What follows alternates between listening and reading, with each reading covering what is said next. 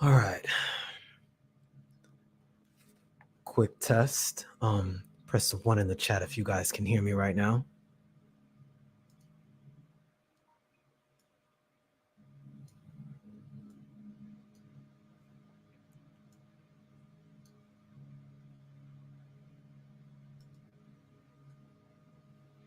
Excellent. Excellent. Okay. We will get started in a few minutes here. We'll let a couple more people trickle in. But today should prove to be pretty interesting. We are going to be continuing the Nameless Word Kata series. There are 7 in total in general. And today we will be covering Word Kata number 5. Force versus power. I've got an outline in the description if you guys are interested in kind of getting a little quick overview. And of course, got all my contact information there as well. If you guys can contribute, any bit does help. And it does help to the production of these videos and getting more of this content out here. So your assistance is definitely appreciated. And if nothing else, a like and a share goes a very long way. We'll let a couple more people get in here, and then we'll go ahead and get started with the opening and begin the intro. But hopefully you guys are doing pretty well today. No, here in Texas, it's been, especially in the Dallas area out here, it's been pretty damn warm. Definitely been appreciating the sunlight.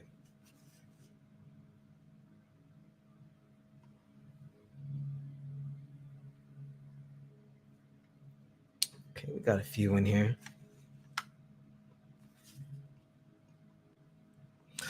So I guess we will go ahead and get started with the intro, get a few acknowledgments out the way.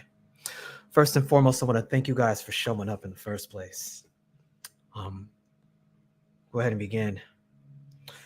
To those who help put this space together, to those founders of the space, os. To every single one of you present here right now, and those who will be listening in on the playback, to you, os. And to the Nameless Dojo, to this location we're trying to create in cyberspace, this social environment dedicated to our improvement so that we can contribute and produce value to not only ourselves, but those around us. Os.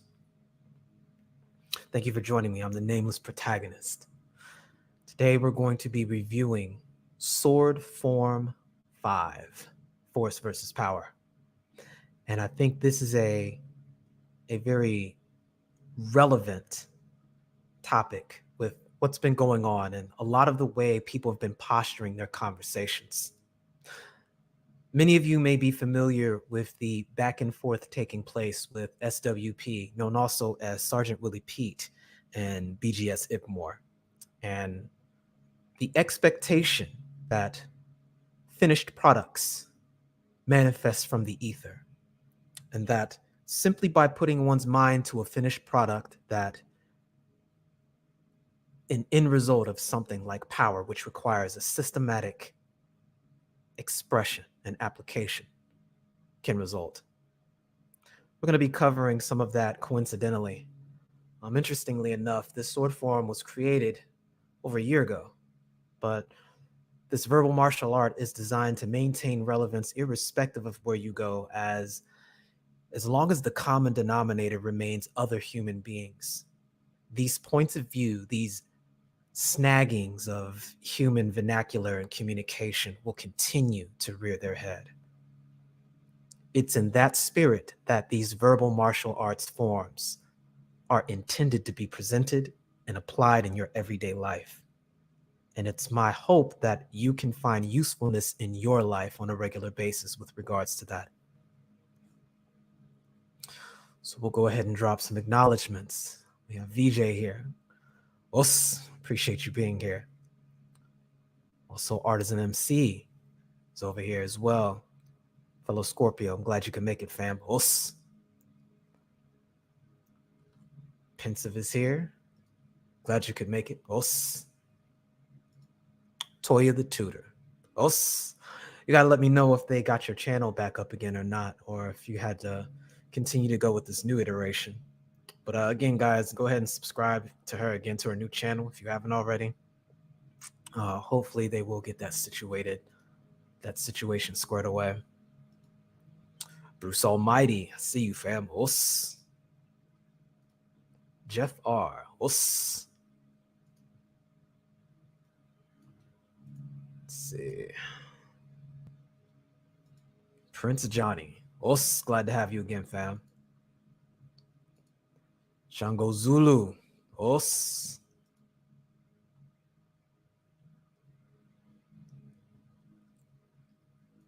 D. Scott, I see you as well. Os. Diligent Dagger. Yeah, I don't think I've seen you before. Glad you can make it. Shout out to Edward Anderson. Glad he can make the reference, and I hope you enjoy your stay here. Drew Main says, respect to the dojo. Respect to you as well, sir. Os. Indeed, Scorpio gang. Give him the stinger, family. Charles Irby. Os. Salute to you as well, fam.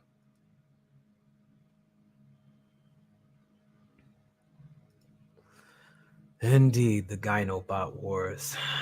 That is big thing we are working towards ensuring that we can maintain a measure of self-defense against, because violence can express itself in more ways than just physical. And in fact, that violence oftentimes takes a non-physical form before it manifests into the physical world. All the more so why words remain as one of your first lines of defense. And in the style of swordsmanship I practice, and we'll be definitely going into detail about that today a bit more so, there is a principle known as, we translate it as the way of the pen and sword. And it makes an acknowledgement that the two are essentially different modalities of the exact same thing. Ismaili Thomas, glad you can make it. Os.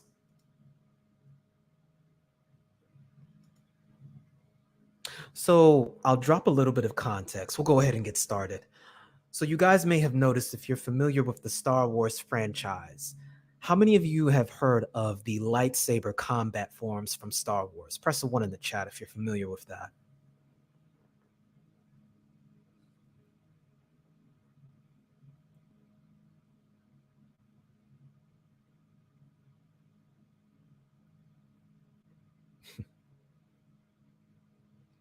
Okay, so many people here are pretty familiar. Excellent. So there's a little bit of history behind some of that, and there's a direct correlation between the way the Star Wars sword forms were actually put together in their lore and the way the space kind of uses Star Wars as a pseudo metaphor, or as a kind of, I guess metaphor is the right word, to go along with the Matrix lore with the red pill and blue pill dichotomy. I like the idea that when we have these conversations, they kind of get equated to lightsaber duels, when we get into these debates or differences in perspective. And it was kind of in that spirit that I wanted to present the Nameless word kata and kind of parallel them to a point to what the intention was with the actual lightsaber combat forms from Star Wars, to maintain sort of a consistent theme or a motif throughout it all. The very first word kata we went over was social dominance order. And type that in the chat. That was sword form 1 with regards to what I was presenting with the word katas. And I believe Sword Form 1 was so important because, like in the Star Wars franchise, Shicho, that first sword form, was designed to teach people how to essentially use it safely. And if you didn't learn anything else, if you understood that first form, you could at least defend yourself. Its specialty was just a generalized overall ability to defend yourself against multiple opponents and the common means by which you would find yourself under attack, which is through the preferred means by most people in that particular lore, which is blaster fire. In other words, firearms. It's designed to be able to deflect the most immediate danger away from yourself with the least amount of effort. Sword Form 1, with regards to the way I'm applying it to my verbal martial art, does exactly the same thing, where in understanding the way in which human beings organize themselves on a social hierarchy, you can eliminate the damage that intersectionalism creates by introducing this idea of the double negative, where an individual can be, at least as far as intersectionalism is concerned, female and a quote person of color, end quote, and as a result, be at a double negative. When in reality, when we look at the way these things are actually applied, social dominance theory demonstrates that it doesn't matter if you are in this category when compared to men who are classified in the out group, which many of us here are if you are a member of the ADOS social complex, ADOS being American descendants of slaves. Some others would describe it as FBA, or Foundational Black Americans. If you find yourself in that classification and you have a Y chromosome, meaning you're male, you are the disproportionate recipient of all negativity and violence. And this is just a matter of how mammals organize themselves, human societies included. Categorically, that removes you from the line of effect that intersectionalism burdens you for. That's why I wanted to introduce that sword form. No matter what you do, if you understand social dominance theory, you can at least navigate the world around you and the rhetoric that's armed against you with their hands out and the social signaling and virtue signaling that you're expected to adhere to. You immediately have a means of rebuffering and defending yourself. That was sword form 1. The second form, just like in the lore, that form is known as Makashi. It was designed to be able to handle more specified one-on-one refined fightings. If you guys are familiar with Count Dooku in the series, that was his style.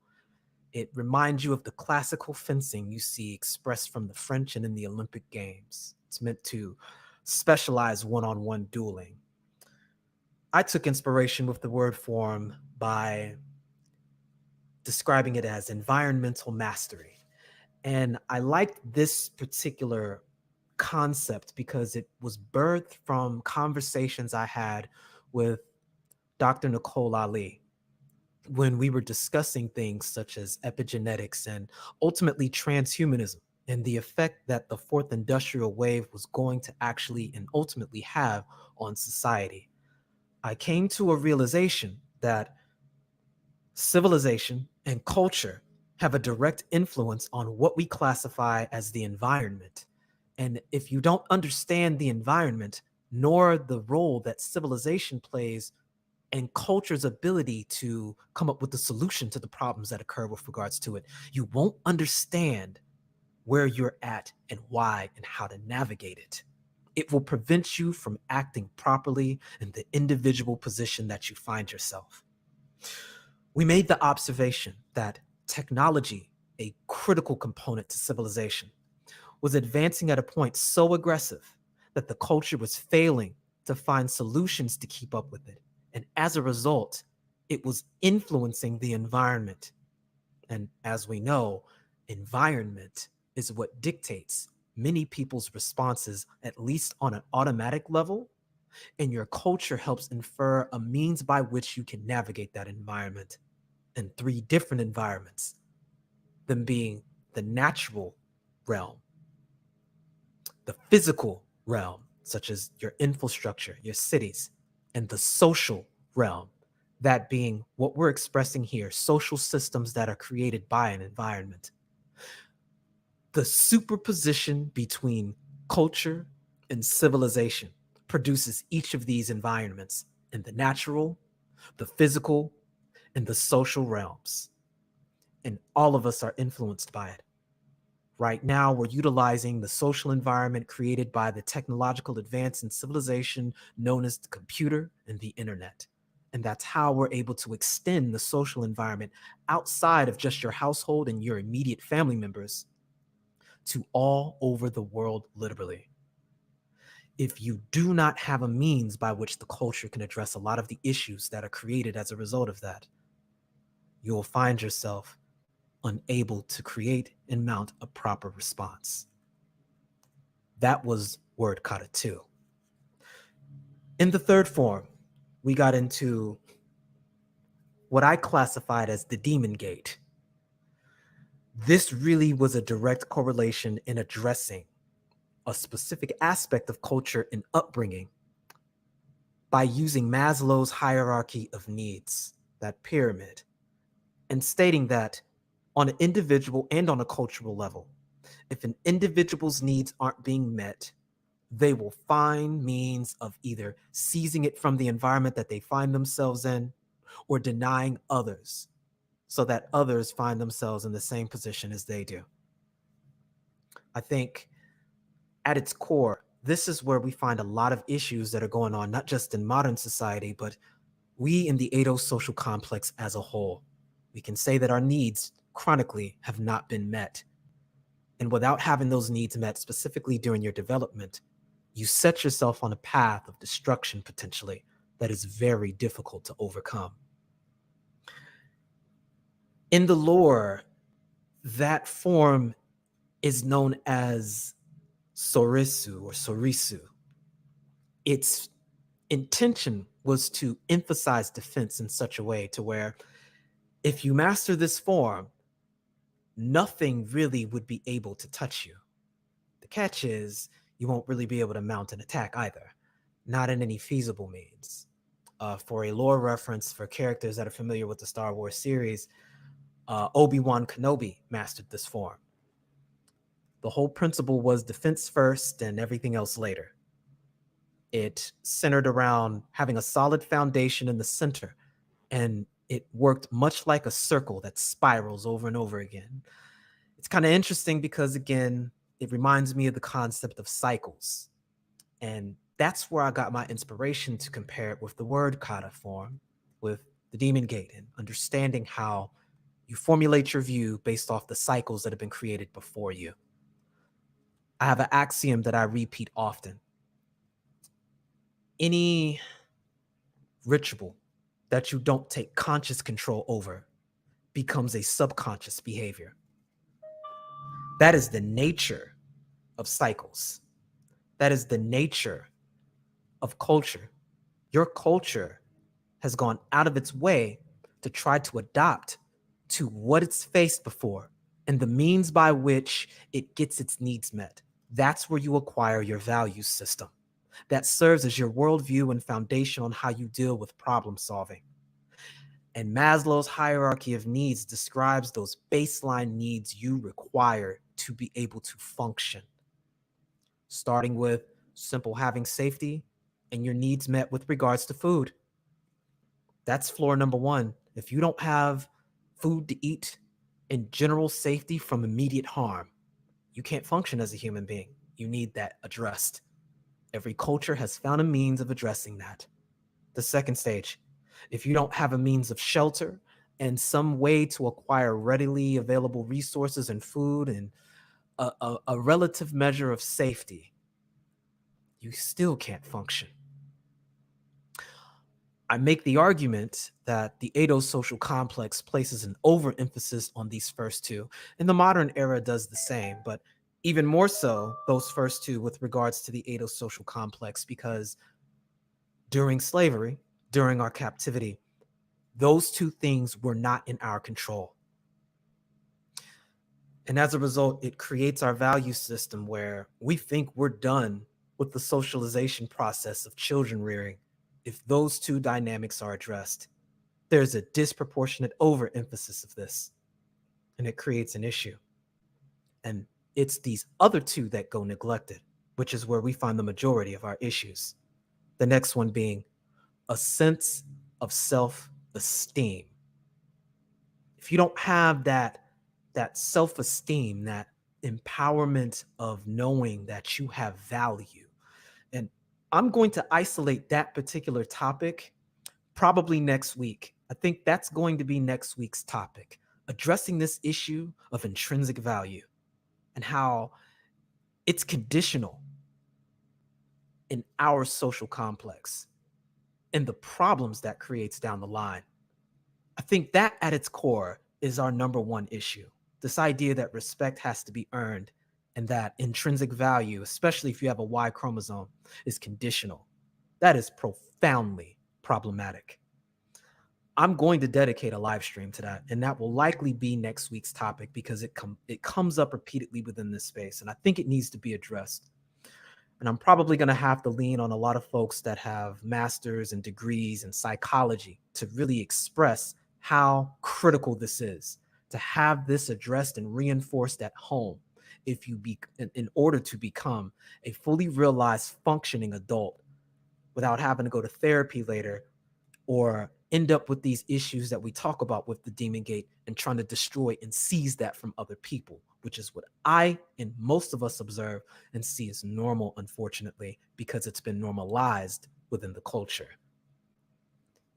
And lastly, that fourth dynamic, a sense of belonging. Belonging. Belonging. If you don't have a role, if you don't have a place, if you can't see where you can provide value as a human being within the greater context of your culture or even your family, it's difficult to function as a human. We were not designed to work in isolation. I don't want to make this a revisitation fully with Sword Form 3. I intend to go into each of these different forms again in smaller levels of content, and we'll review more of the source material that inspired a lot of these things. But I want to give this overview so it's fresher in your mind in case many of you are new or didn't have the time to go back and look at the verbal sword forms. But in essence, it was addressing the lack of these things and the problems that it creates in the pattern of behavior to rely on negativity to get those needs met that Sword Form 3 addresses. Then the last form we reviewed was Sword Form 4, or the Nameless Word Kata 4, which dealt with the illusion of exclusion. And this was an interesting one, as this topic kind of goes over some people's heads sometimes because it's almost esoteric in its nature. But people who study statistics and are invested in things like the stock market and following trends and behavior of large groups of people, you observe this phenomenon that psychologists call the collective unconscious. And for whatever reason, when human beings aggregate, and it doesn't matter what it pertains to, it's as if there's a cycle that this human behavior follows under, and it forms a pattern that's actually predictable. It follows things such as the Pareto principle and the Elliott wave concept. And if you're not familiar with the Elliott wave, any of you that are keen on Bitcoin and following blockchain and following stock market or any real market for that matter, you'll see these principles and you can track it. Even though you are an individual making a conscious decision, there's a pattern of general behavior that is followed in aggregate over time. And it's interesting how it's so consistent. It's to really explain that as much as people want to state that they're an individual, simultaneously, you are also part of a collective. I got that kind of ethereal, esoteric vibe from the concept of Ataru. Ataru is the fourth form, lightsaber form from the lore. Funnily enough, the way it works is people at the time when the lore was being created in this particular point in lightsaber combat, they didn't really like how defensive the third form was. It didn't permit you to really get to business, get things done when you needed to.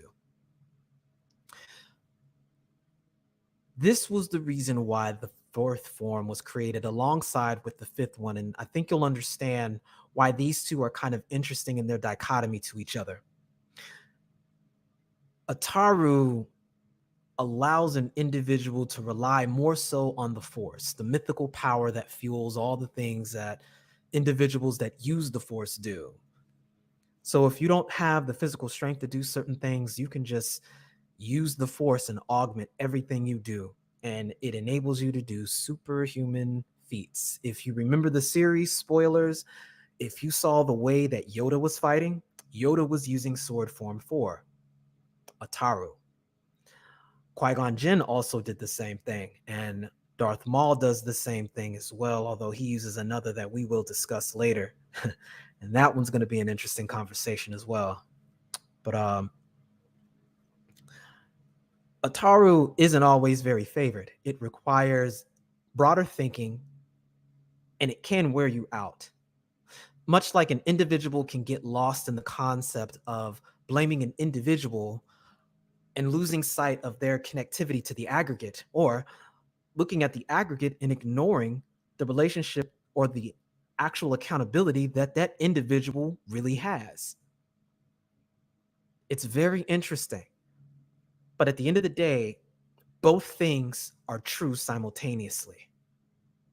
But this leads us to what we're going to talk about today, which is Sword Form 5.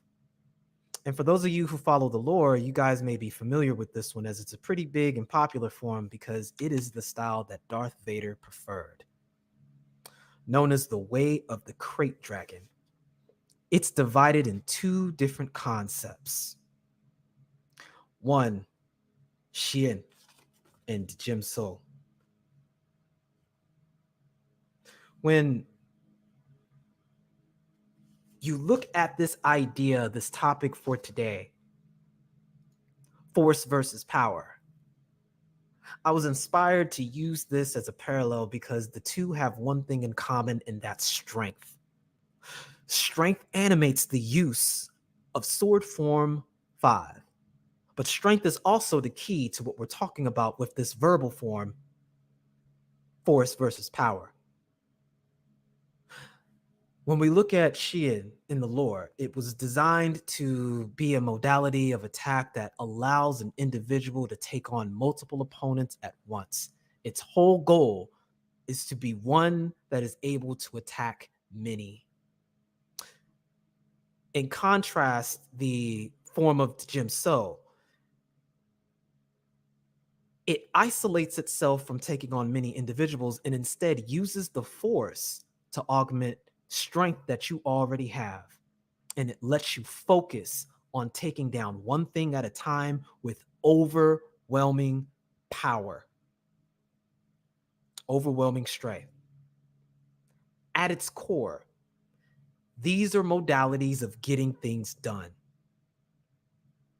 And I think that the two modalities get mistaken for one another. I will go straight to the first point before we take a pause. And I wanted to express and set a definition of what on earth force and power are. Because the two get used so interchangeably, we miss a critical nuance. While strength is at the core of force and power, what separates the two on an intrinsic level is the duration. It is that strength in relation to time space that separates force from power. And here's an easy way to remember it. Force can be seen as a much shorter duration. Power should be seen as a sustained duration. sustained. In this way, you can have force produce a greater level of energy at any given point that it's being measured. But power will be able to sustain itself for a much greater duration. So once again, what these things are describing in all contexts is the direction of energy over time space. Force and power are the direction of energy over time space. What separates the two is duration. Force is a shorter duration. Power is a sustained duration. And I think that'll really help contextualize what it is we're going to get into now.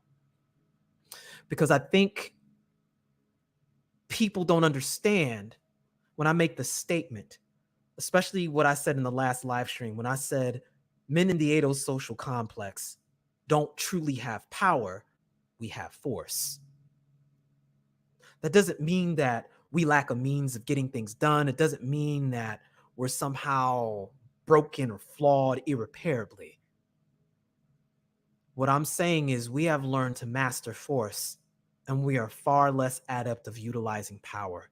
And there's a lot of reasons as to why. But it speaks to who we are as human beings, that we can get things done with force that others have to use power for. That is a profound revelation. But it explains why we struggle with addressing things that require power to solve, and why when we try to use force to get it done, no pun intended, it falls short, because force was never designed to be utilized that way. Before I get into the two dynamics with regards to that, I'll go ahead and make some acknowledgments, because we've had some new people go ahead and step in. And if you guys have any questions, again, feel free to make some statements in the chat all throughout, you know. Let's see, we've got, said that last. Okay. Ismail Thomas. Glad to have you, famos. Rayhanma, I don't know if I got you earlier. Respect to you, famos. See, we got Reigning Woman. Glad you could make it. Os. Let's see. Alan Stranger. Glad you could be here, family. Os. Yeah, definitely catch the replay if you can, man. It's kind of what they're designed for, man. Take your time, chew on this stuff one bit at a time. JBA, salute to you, family. Os. Don't know if I caught you earlier, but just in case, Last Zulu, I see you, fam.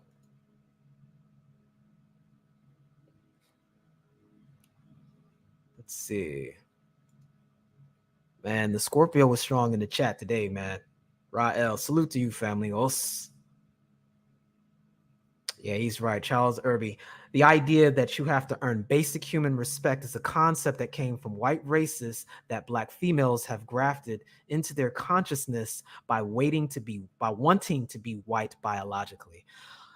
Fam, we gonna really have to break that topic down, man. I'm tired of seeing this idea that intrinsic human value has to be earned if you have a Y chromosome in the adosocial complex. That is plantation talk 101.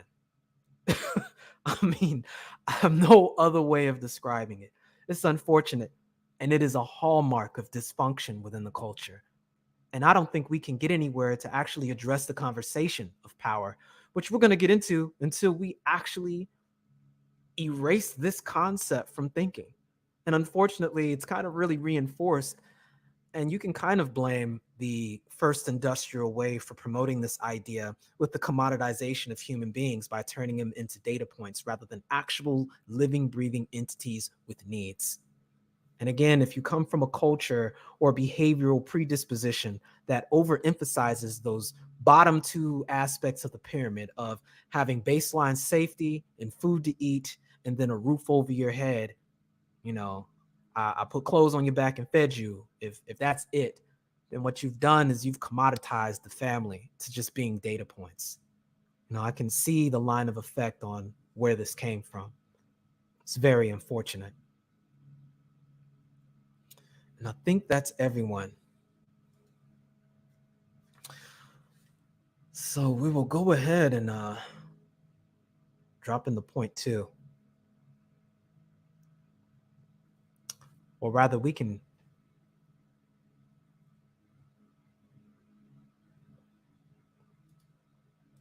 Jeff R. asks, can you give examples of force versus power applications when it comes to ADOS? You know what? The most direct example I can give you of that is looking at Dr. Claude Anderson's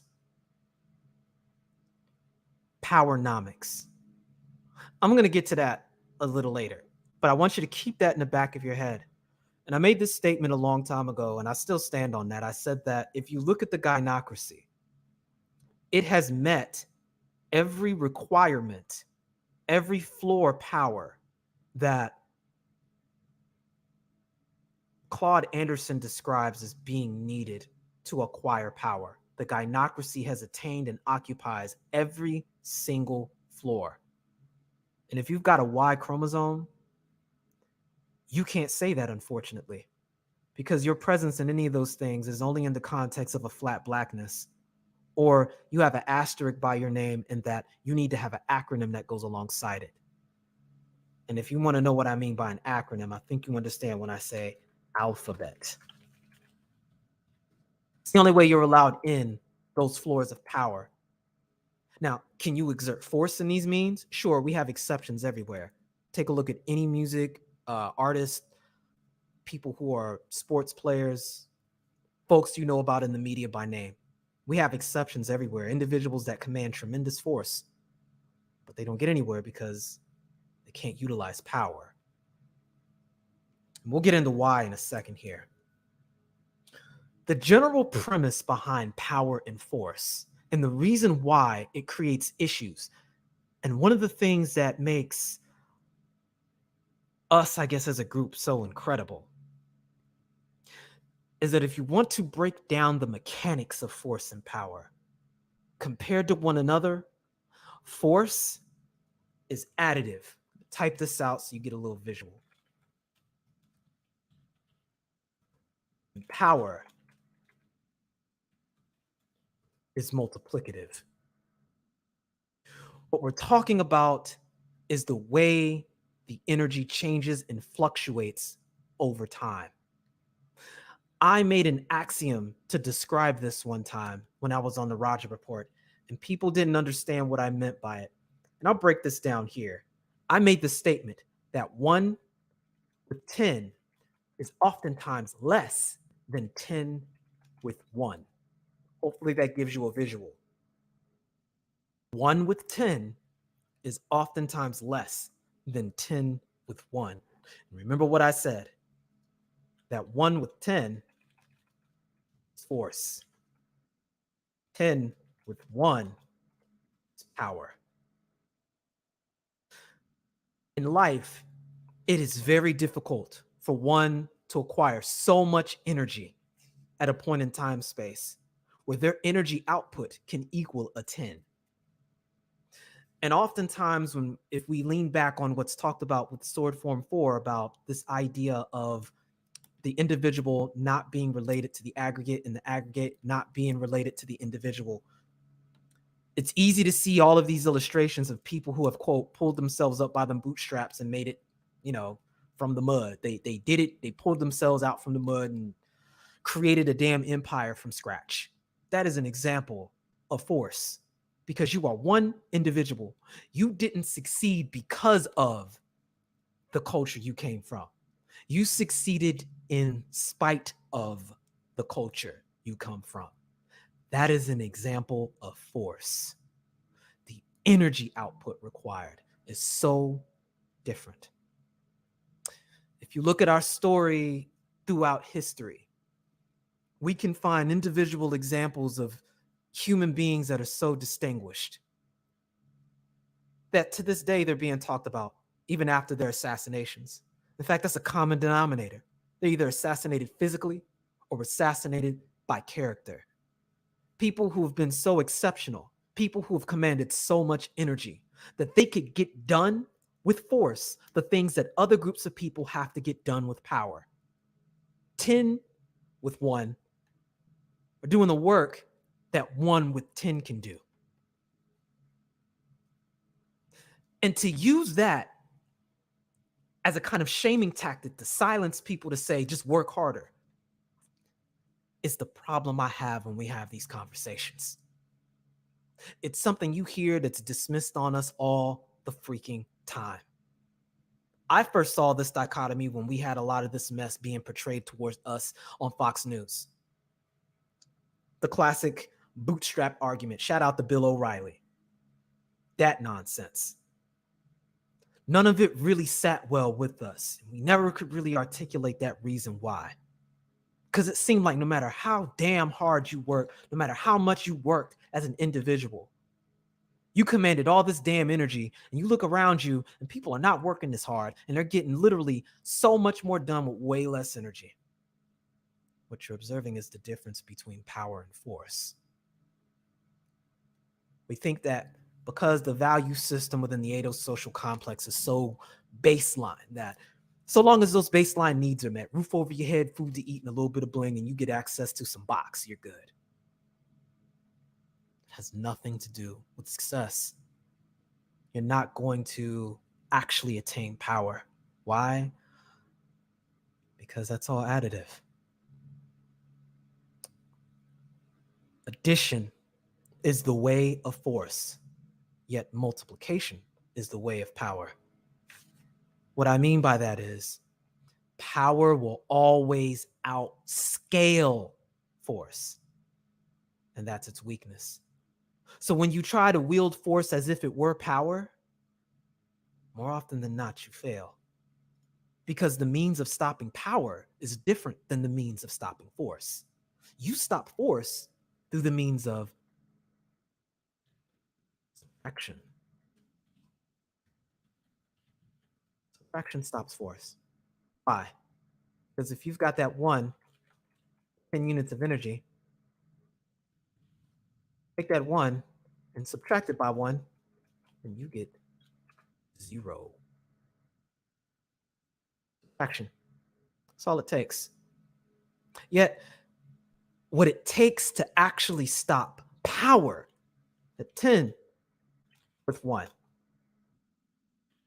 If you subtract 1 from that same side of the equation,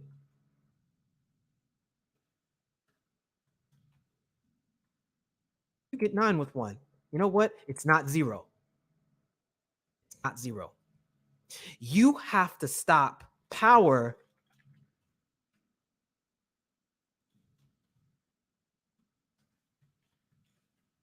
with division. Division dissipates power. That's the difference. It is so much easier to utilize subtraction to stop all force that you generate. It's not even funny. And we see examples of this in our history all day long. All day long. Name any organization, name anything we've done, especially if it has a Y chromosome in front of it leading the charge, and subtraction has been the way that it's been obliterated or watered down or dissipated every single time. It's why it seems like every generation we're starting over from scratch, because the very instant somebody that's attained something goes somewhere, there's nothing to aggregate that power with. We're the 1 with 10. And the moment that's subtracted, all that force goes away. It's almost like, well, what was the point then? damn near don't even have a blueprint. And we even have this much because other groups of people were so interested in us doing so much. we get to look at secondhand accounts of our own history, even though we were at the ground zero of it, because we didn't have the power to interface with it. Because when faced with subtraction, we couldn't endure. Why? Because we were animated by the spirit of force and not the spirit of power. Power is a very different entity. And the issue is when you're dealing with power at such a low level, addition and multiplication, they kind of hang in with each other. They can compete with one another, especially when you're working with big baseline numbers. 100, 100 plus 1 and 100 times 1 looks pretty similar. In fact, because you've got 101, technically you've got more energy available to you. You can be thinking that you're really scaling, you're really making it, you're really doing it. Especially when your definition of success is so mediocre. Really at no fault of your own, but you don't place any intrinsic value on people around you. So you don't cultivate a mutual altruism towards people around you. You don't have a vested interest in them succeeding because you see them as competition. Because the only thing you've known is subtraction. To you, that is power. Addition is power. Greater and greater acclamation of energy is you as an individual, followed by the approval of the environment around you. And if all your anecdotal experience signals as this being a success strategy, you try to apply it in arenas where power actually takes place until you actually get to expose yourself to power and experience the profound frustration of people who are far lesser than you deny you what you've earned and worked your ass off for. I think you'd be hard pressed to find anybody that gives a damn on trying to improve their condition that hasn't expressed this. It's so common. This is just the story of our lives. It shouldn't be, but it is. It gives birth to this disrespectful concept that, gets pretty much handed to you and dressed up in many different ways of alpha your way through it. That's the origin of that statement. Force. Alpha your way through it, Insert noun, such and such person did it. It's an exercise in missing the damn point. And I keep deferring back to the third sword form, talking about Maslow's period of need, hierarchy of needs, and what's missing. Because the things that are missing is actually what's keeping us from being able to utilize power. And we'll get into that now. Point number 2, relationships and leadership are the brick and mortar of power. Relationships and leadership are the brick and mortar of power. I think I want to describe this starting with the relationships point, with 3 kinds of relationships. The first being parasitic.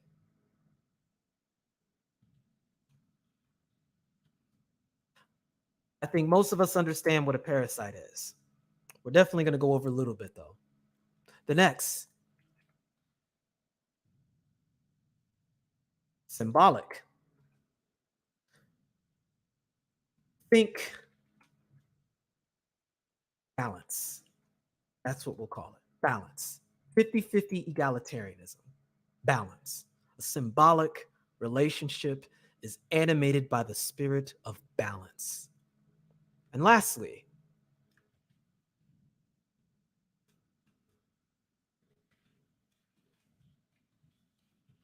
you've got synergetic, which can be understood as greater than the sum of its parts.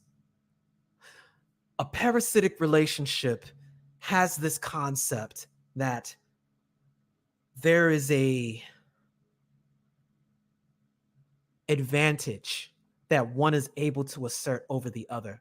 And for whatever reason, One side acquiesces to the other. One agrees or is unable to resist the assertion of another. And so the parasite is able to consume and draw resources from or some sort of advantage from the host. It's generally one directional, and it happens on such a regular basis that this just becomes the way of things. This is the most baseline form of a relationship you can have. And in many instances, this is the most common. We've seen this play out in a lot of different relationships, not just in romantic ones, but in familial relationships. I guess the term would be platonic relationships, work relationships for certain, and even relationships within your community. There are levels of expectation that is associated with you where there's a demand and output that's expected, but you may not be given the means under which you can actually produce it. And you may not even be receiving any sort of benefit. In general, this is parasitic.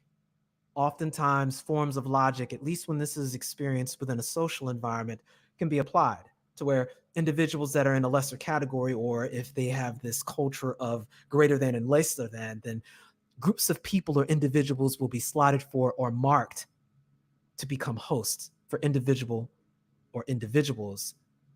that are going to have a parasitic relationship to others around them. It is profoundly common.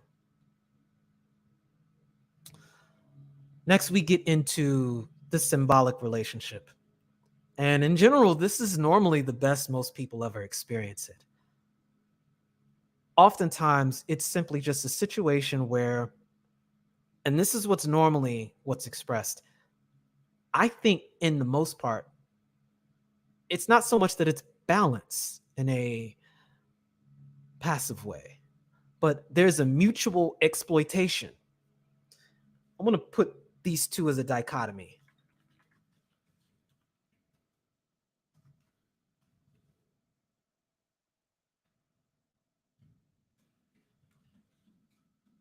Or mutually parasympathetic.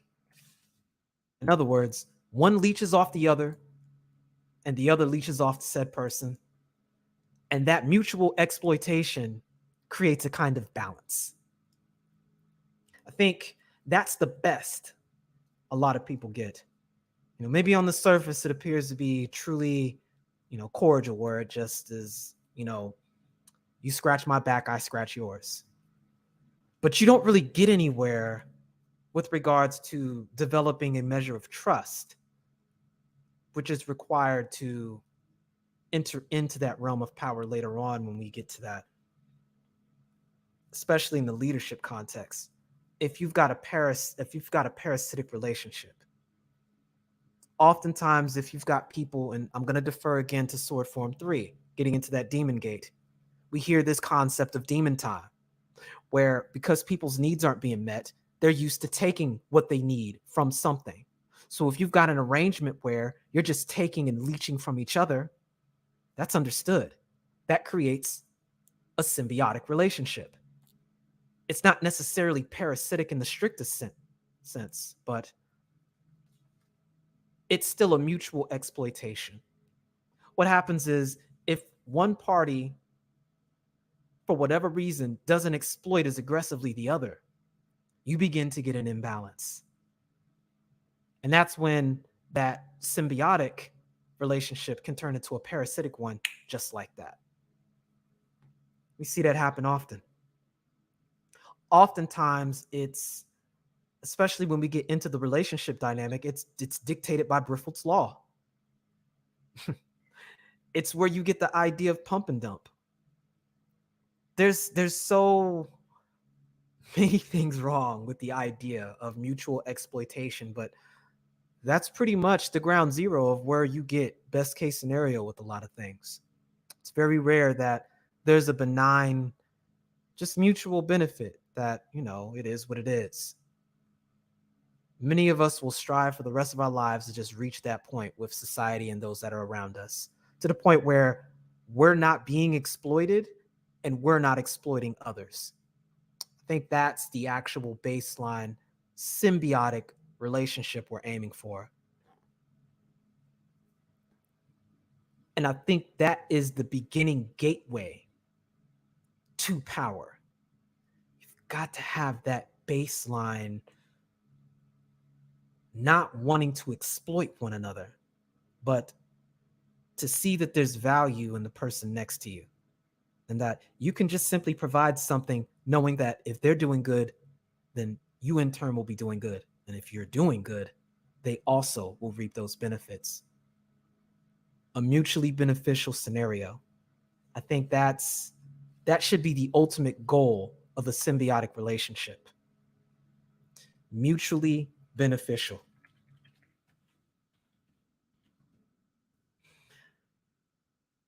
Getting into that last point, which is a lot more rare, but it's what puts power into overdrive.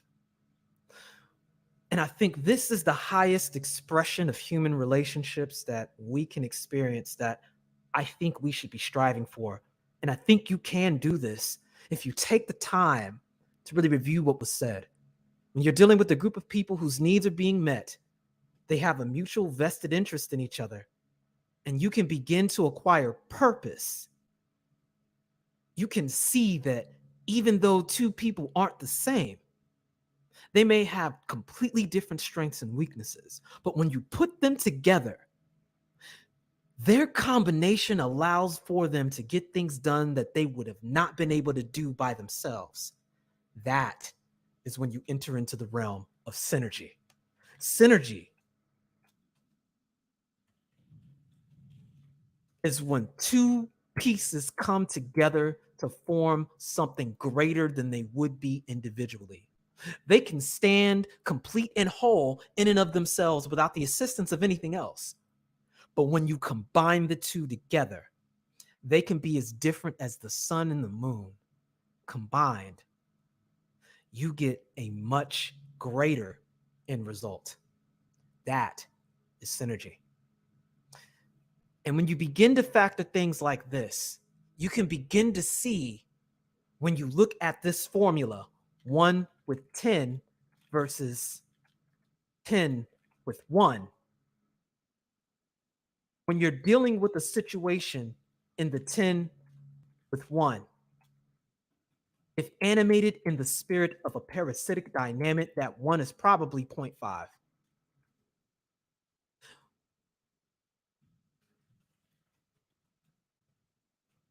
When dealing with the spirit of something that is sympathetic, or symbolic rather, that symbolic relationship is the 1. When you're dealing with something that is with the synergy, that 10 with 1 can function like a 2. It can double what it is you have, simply because you have taken the time to invest properly in who you're working with. You will profoundly outscale others trying to work. You've effectively doubled your force just because you worked with the synergetic mindset. All of this gains its point of origins from upbringing and the currency known as trust. Without it, all conflict is destructive. In the absence of trust, conflict breeds nothing but destruction. In the presence of trust, conflict becomes the prerequisite to solving problems. You don't solve them without it. You definitely don't transcend your position without it. Trust. But you must learn that from the onset. And your culture is what provides you that dynamic. Your upbringing is what instills it. This is why, in an environment where there is no trust, people's needs are not being met, and you only know a parasitic dynamic, the only thing you know how to do is exploit others to get what you need. And the only way you're used to seeing balance is a mutual exploitation modality. But even with that, at best, the moment you slip up, the moment you get a little weaker, you don't get anywhere. You just get consumed. And at best, you've got this 0.5, meaning you are just asking to get outpaced by everybody you come across. I think that leads us to the second portion, the second part of this formula for power, which is leadership. And I want to take a differing approach towards this. I'm not going to spend a lot of time on this because it probably deserves its own topic in and of itself. But I just want to present a little bit of a rundown. There's a difference between a boss and a leader. Boss gives directions. They give orders. A leader inspires. There is a profound difference because there's a mechanism of cooperation that goes from being coerced to a willing acceptance. It is the dichotomy between acceptance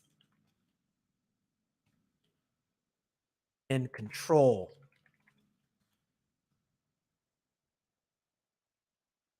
Control is probably the lowest level of leadership you could ever experience. It's oftentimes predicated purely on position.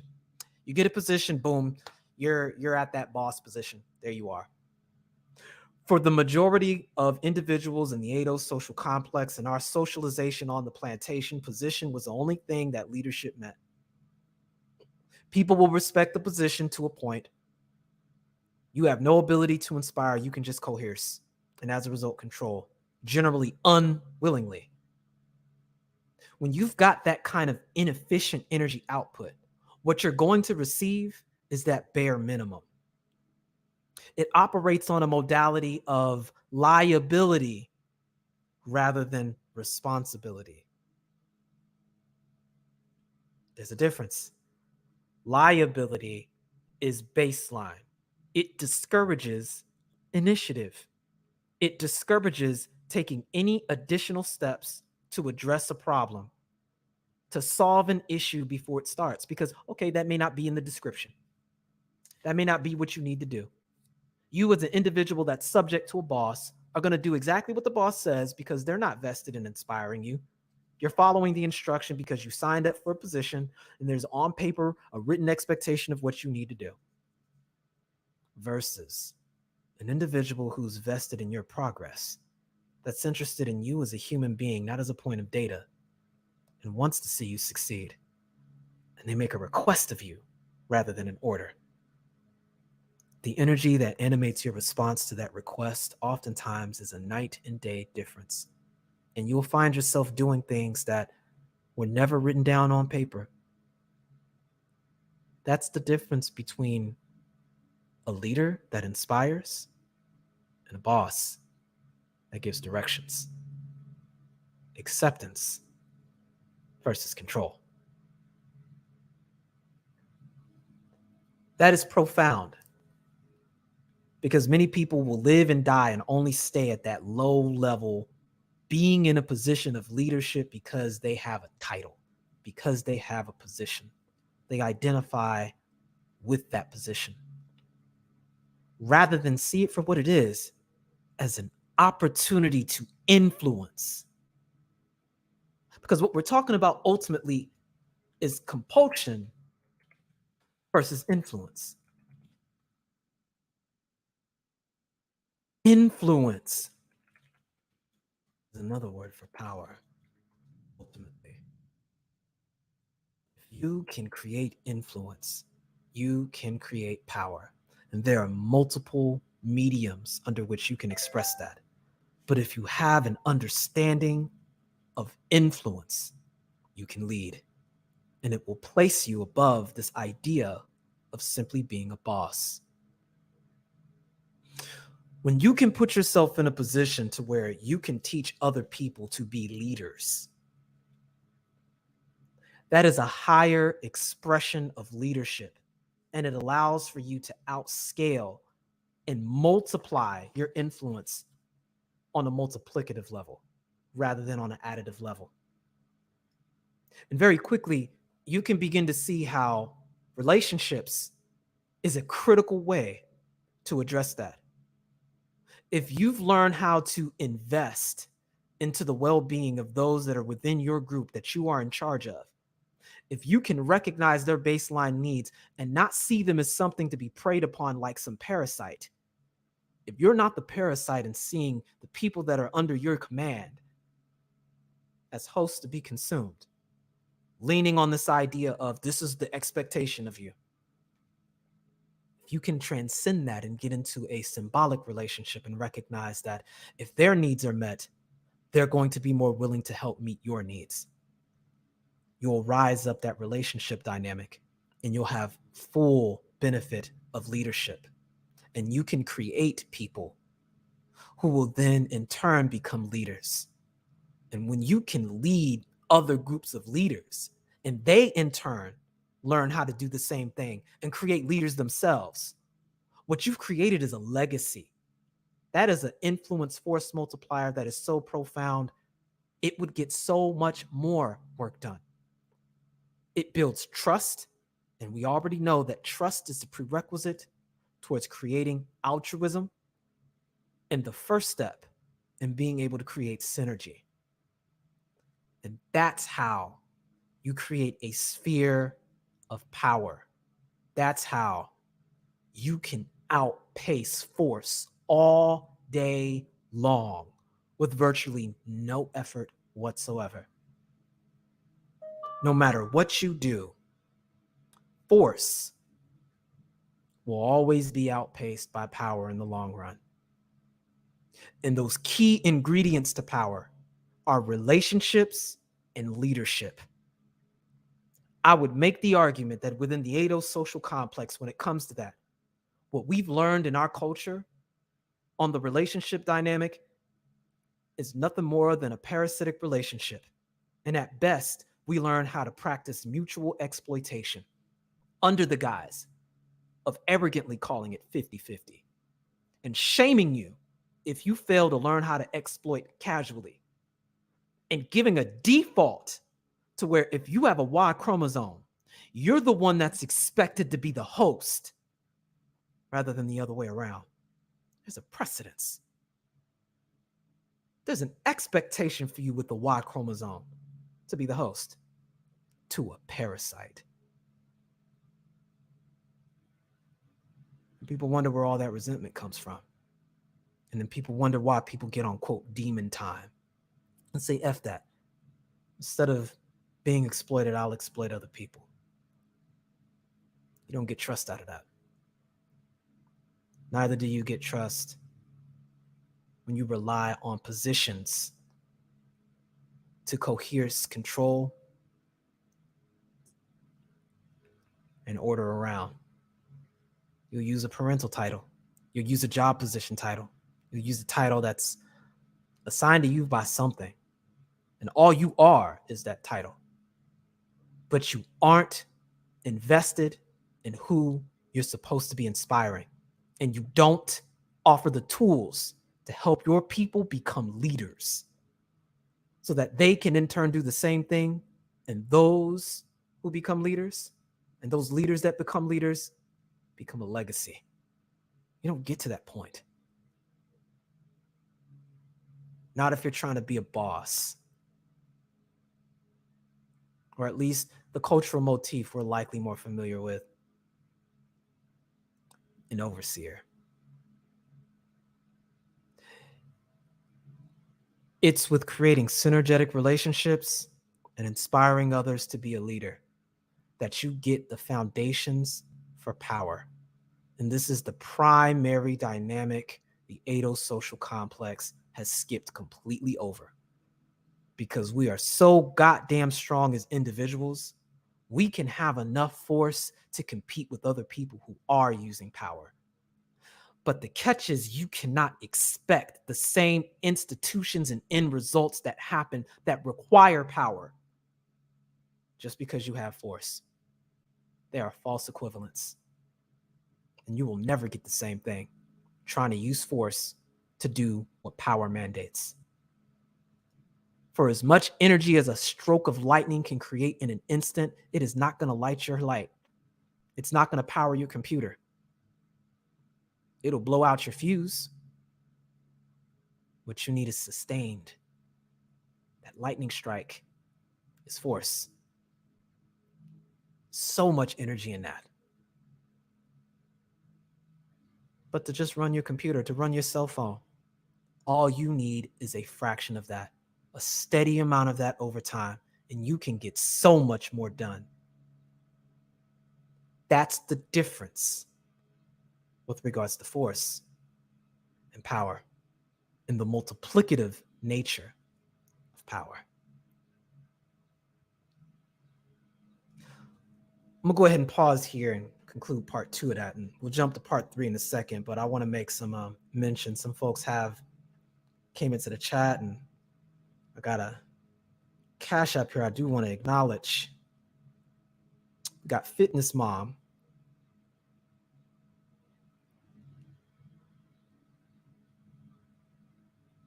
Yeah, Fitness Mom came in with a donation. I definitely appreciate that if she's still in the chat. I think that was Aria. We'll see. Appreciate that. You know, all donations really help out to get this content out here, help fuel some of the resources, and get some more presentation out here in the very near future. I'm definitely going to be pushing the idea of the nameless path and the whole fitness concept and dynamic that's tied to that. Been talking to some people in private about that, and they've been very excited about some of the things I guess I've been doing in real life. You know, I've been kind of scarce in this space because I've been in the hyperbolic time chamber trying to level up. That's going to relate to this concept of force that we're going to be jumping into pretty soon. But let me make some quick acknowledgments to some new folks that have come in since we last stopped. And we got another cash app from Jeff R. I salute to you, fam. Os. Appreciate that, fam. Let's see. Black Uru's in here. Kimo Sabe, friend. Says at this point, for most black men, the box is effectively legalized heroin. Yeah. I think he came in making that statement when I was talking about those baseline needs and, you know, the definition of success and the value system. I mean, again, when your whole definition of manhood is defined on your access to that or not, especially when you get into those 1790s baby farm iterations that were put in place by Jefferson, when you get into the details behind who got to classify as a mandingo and what your life was like if you didn't fit that scenario, a lot of modern behavior with regards to that makes a lot of sense. It's really, really unfortunate what went down and why. Let's get to some of these comments. First, no guarantees. I see you, Os. See, Rael says the most offensive black man out here is one who attempts to gain power, especially by blacks. Blacks hate masculine black men more than any ever white personality could. Maybe he meant many other white personality could. Yeah, you're right, because at the end of the day, we go back to sword form 1 or social dominance order, and social dominance order again demonstrates that men in the out group are going to be the disproportionate recipients of all dynamics of negativity, and that inertia is going to originate from those men that are in the in group. And as a result of that, it's odd because there's this dual consciousness within the Ado social complex where we're socialized to see ourselves as white people, but we have this black classification that we didn't ask for. And so when we try to apply power, we do so as though we were white people.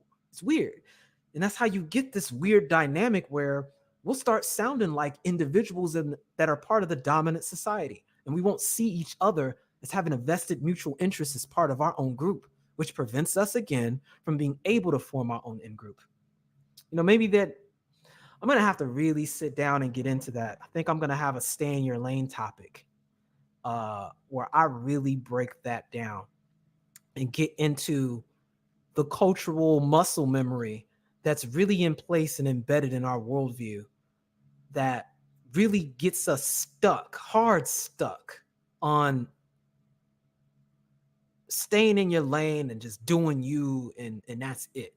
Damn everything else. If they don't have as much force as you, because they didn't work hard enough. Bootstrap 101. Like you're not wrong, but there's more to the picture than just that. That picture, that thumbnail has been blown up to become a work of art in a museum. You're missing a lot of pixels there. There's a lot of details not being translated that are very important.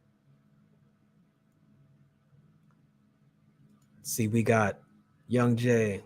Salute, I see you. Os. Ismail says, being rich is force, but generational wealth is power. I concur. Brotherly Love came through. He says, salute. See you, fam. Os. McDrama Bear, glad to see you again. Os. Ryle says again, I've said this for damn near 2 decades. You have a better chance of having white men follow you as a black man if you're competent than black men following you. Barack proved this. That is facts. That is facts. And a lot of that originates from what we talked about of not having that mutual trust and not having I like how Artisan said that, that socio-cultural programming or conditioning to actually know what that even looks like. Again, if you're vested in this parasitic way of existing because of mutual exploitation, and that's your conditioning, that's the way in which you integrate with your environment, that is how you were taught by the culture to cope with life. I don't know how you get that. I don't know how you get out of that. It's crazy. You step outside of this environment that's created, and you get so much more off the strength of your ability. When you stop getting charged for being in the adosocial complex and having a Y chromosome, the amount of work you can get done because you've had to cultivate so much force as an individual, people notice. People notice immediately. It's a big reason why some of our best potential gets swiped away and stashed away within other groups. Shouldn't be a mystery as to why. Aria, good to see you. Os, glad you can make it.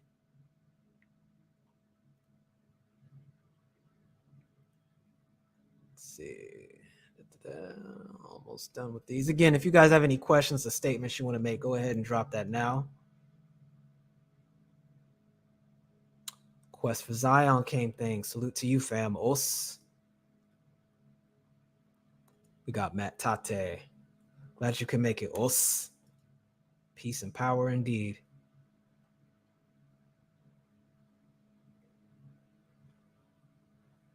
See, I think that's about everyone. She says, yes, the most significant role a mother has is to teach how to love.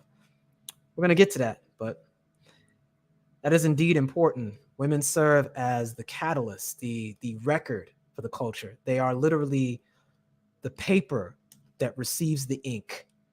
And if what's written down there is nothing more than epigenetic predispositions that have been copy and pasted from the plantation, we know genetically that's how that works. And since everybody's mitochondria comes from the DNA, and everybody has to spend that 9 months of conditioning and programming there, it's no mystery that the mothers are the gatekeepers to culture. It's the gateway under which a lot of this is passed down from. And it's unfortunate that that role gets underplayed, especially when we talk about accountability with regards to that. Let's see. Art New Style. I think we got 2 to 3 art beats. Well, glad you can make it, Art. I meant to come on to your stream earlier, but I ended up taking a nap. You guys were talking about cleansing and getting into health and all of that. I really like when you get on those topics and kind of the esoteric tip. We got to have another, what do we call them? Black and spooky, dark and spooky. We got to have one of those again soon. It's been a minute.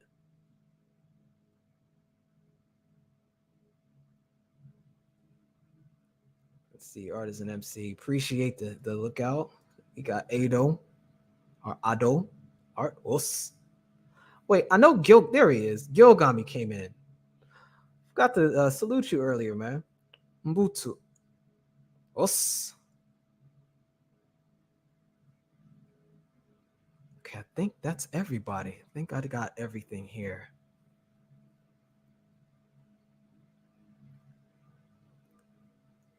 We got Artisan MC. Appreciate that, fam, for the Cash App. Thanks for that. Os. Just saw that. Yeah, Cash App isn't always quick on letting me know when you guys paying. So if I miss your donation today, on the next one I will definitely shout you out. I'm about 2,000 hours away from getting monetized here, so pretty soon I'll definitely have the super chat available. That'll be convenient. Let's see, there was something he said. It takes a little bit for StreamYard to pick up the messages that are in the chat. Okay, when it comes to power, at least 4 components must be taken into consideration: force, time, space, i.e. field and reach, and interaction points, points of relay, interfacing, and field. Exactly. We broke that down earlier when we went into the formula that comprises both of them. Time, space is the critical component for each of them, both in their application, how they be applied, and the nature of sustainability between them. You know, the lack of sustainability is where we run into a lot of these things. You know, force is just not something that can be sustained. We got another Cash App here. Aquatechie, I appreciate you, family. I see you. But indeed, the issue with power, again, compare the lightning bolt to that power socket. Doesn't take much. It's a lot you can get done with power. A lot that force just will never be able to do, no matter how much you try to make it work. But that's not to say that force doesn't have its applications. I think that's the segue I want to use to get into the third segment here. And this is where we get a bit into, I guess, my powerhouse. If you guys have been following my channel, you know I've been working on this series, The Way of Walking Alone, also known as the Dokudo. It was written by Miyamoto Musashi. In the last week of his life, he summarized his experience as a swordsman. He was about 65 years old, and he had completed the most records of recorded duels in, I suppose, all of Japanese history at the time. And he did a lot of it before the age of 30. He participated in 2 major wars also, one of which was the Battle of Sekigahara. You could say that was probably the last major war involving samurai. And at the conclusion of that led to the advent of the Tokugawa administration, to which immediately you have the longest period of recorded peace from any major nation, known as the Edo period. It's interesting because while he's writing this, he's wrestling with an issue. What do you do as a warrior to find purpose when there is no war? A lot of those answers came in understanding that that war extends to not only just fighting other people, but the way in which you relate to yourself as a human being.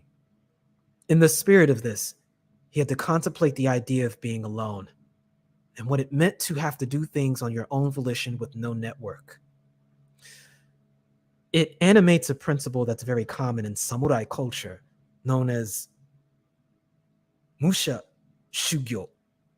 And I am going to dedicate an entire topic to that. It stands for the warrior pilgrimage.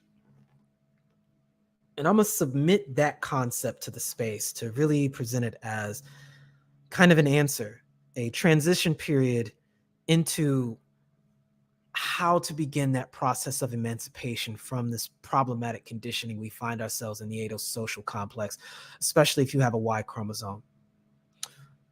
There's going to be a sister component that goes along with that, but I want to introduce the idea of the warrior pilgrimage first. But to digress a little bit, It's that book, Goren no Sho, or the Book of Five Rings, that Miyamoto Musashi wrote, where the concept of the Dokudo and walking alone, and his summarization of his fighting art, Niten Nichiryu Kinjutsu, or the way of twin heavens, two heaven sword, or twin heaven style, that he presents a very important idea that helps to understand force, at least in my subjective opinion. And, it's not going to require a great deal of time to kind of go over, because I think it's something that we're very, very familiar with already. As I said before, strength serves as a foundation for both of these concepts. You need force, or rather, you need strength in order for force to be real, and you need strength in order for power to be manifested. And again, we've defined it as the generation of energy given coordinates or direction in time, space, and space-time.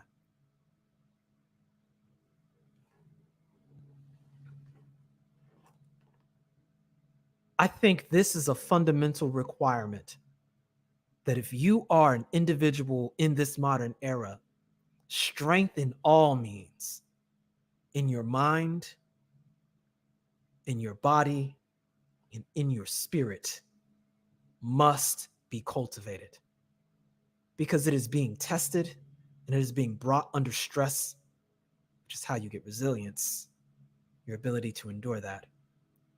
Every single instance of your existence. I know a lot of concepts I put forward, or at least my outlook on things, especially when I talk about things like acceptance, seem rather passive. But it's because, with regards to the application of force, you don't win by throwing power around when you don't have the ability to outscale others. If you understand that force is an expression of energy expenditure, if you're that lightning bolt, the art of war says to win, you must attack from the heights of the heavens, from the clouds like a lightning bolt, and retreat to the deepest fathoms of the earth. That is the definition of force. Strength and timing. Strength and timing. Timing is absolutely critical in being successful in your application of force. It's in this way, in having an understanding of yourself and the environment, that you can make that made real. In Sun Tzu's The Art of War, he states that miraculous warriors aren't individuals of great capability. They just learned how to make themselves invincible within themselves and identify weakness within their opponent and strike when it's appropriate.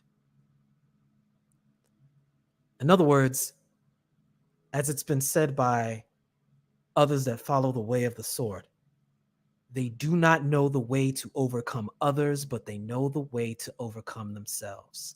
Thus, just like in the art of war, you make oneself invincible and wait for the weakness to appear in your opponent. This is where you get the most popular phrase that's lifted from the art of war. If you know yourself, you'll win half of your battles. Same if you just know your opponent. But if you know yourself and your opponent, in 100 fights, you needn't be concerned with the outcome 100 times. Know yourself and know your opponent. These are all aspects of strength and timing in the use of force. It states in the art of war, once again, engage the opponent in the orthodox and win with the unorthodox. In this way, human interaction follows a cycle of orthodox and unorthodox, where the unorthodox becomes the orthodox and the orthodox becomes a new unorthodox. They are interchangeable and inexhaustible, like the yin yang. follow that rhythm and understand the changing nature of a given situation, and you can find the proper timing. Engage the opponent up front and win through deception. These are the lessons of the art of war. These are the lessons in the use of force. Strategy is the modality under which these dynamics are expressed exclusively. Becoming strategic. This is a topic I definitely want to go into greater detail with in the future and really present what I've observed from Eastern thought with regards to strategy. Because I think a lot of us have been exposed to a lot of Western thinking with regards to this topic. Many of us are familiar with game theory, but I think both have something to offer that we can learn from. I find that a lot of references anyway towards Eastern strategy was inspired by sages that we'll just say came from the continent, to make a long story short. This idea of the sages in a lot of the writings is really deferring back to people who had empires before there was even a China or an India. I think we already know that what group of people we're talking about if you've done your Hotep 101 training before. But I think it's important to understand and appreciate.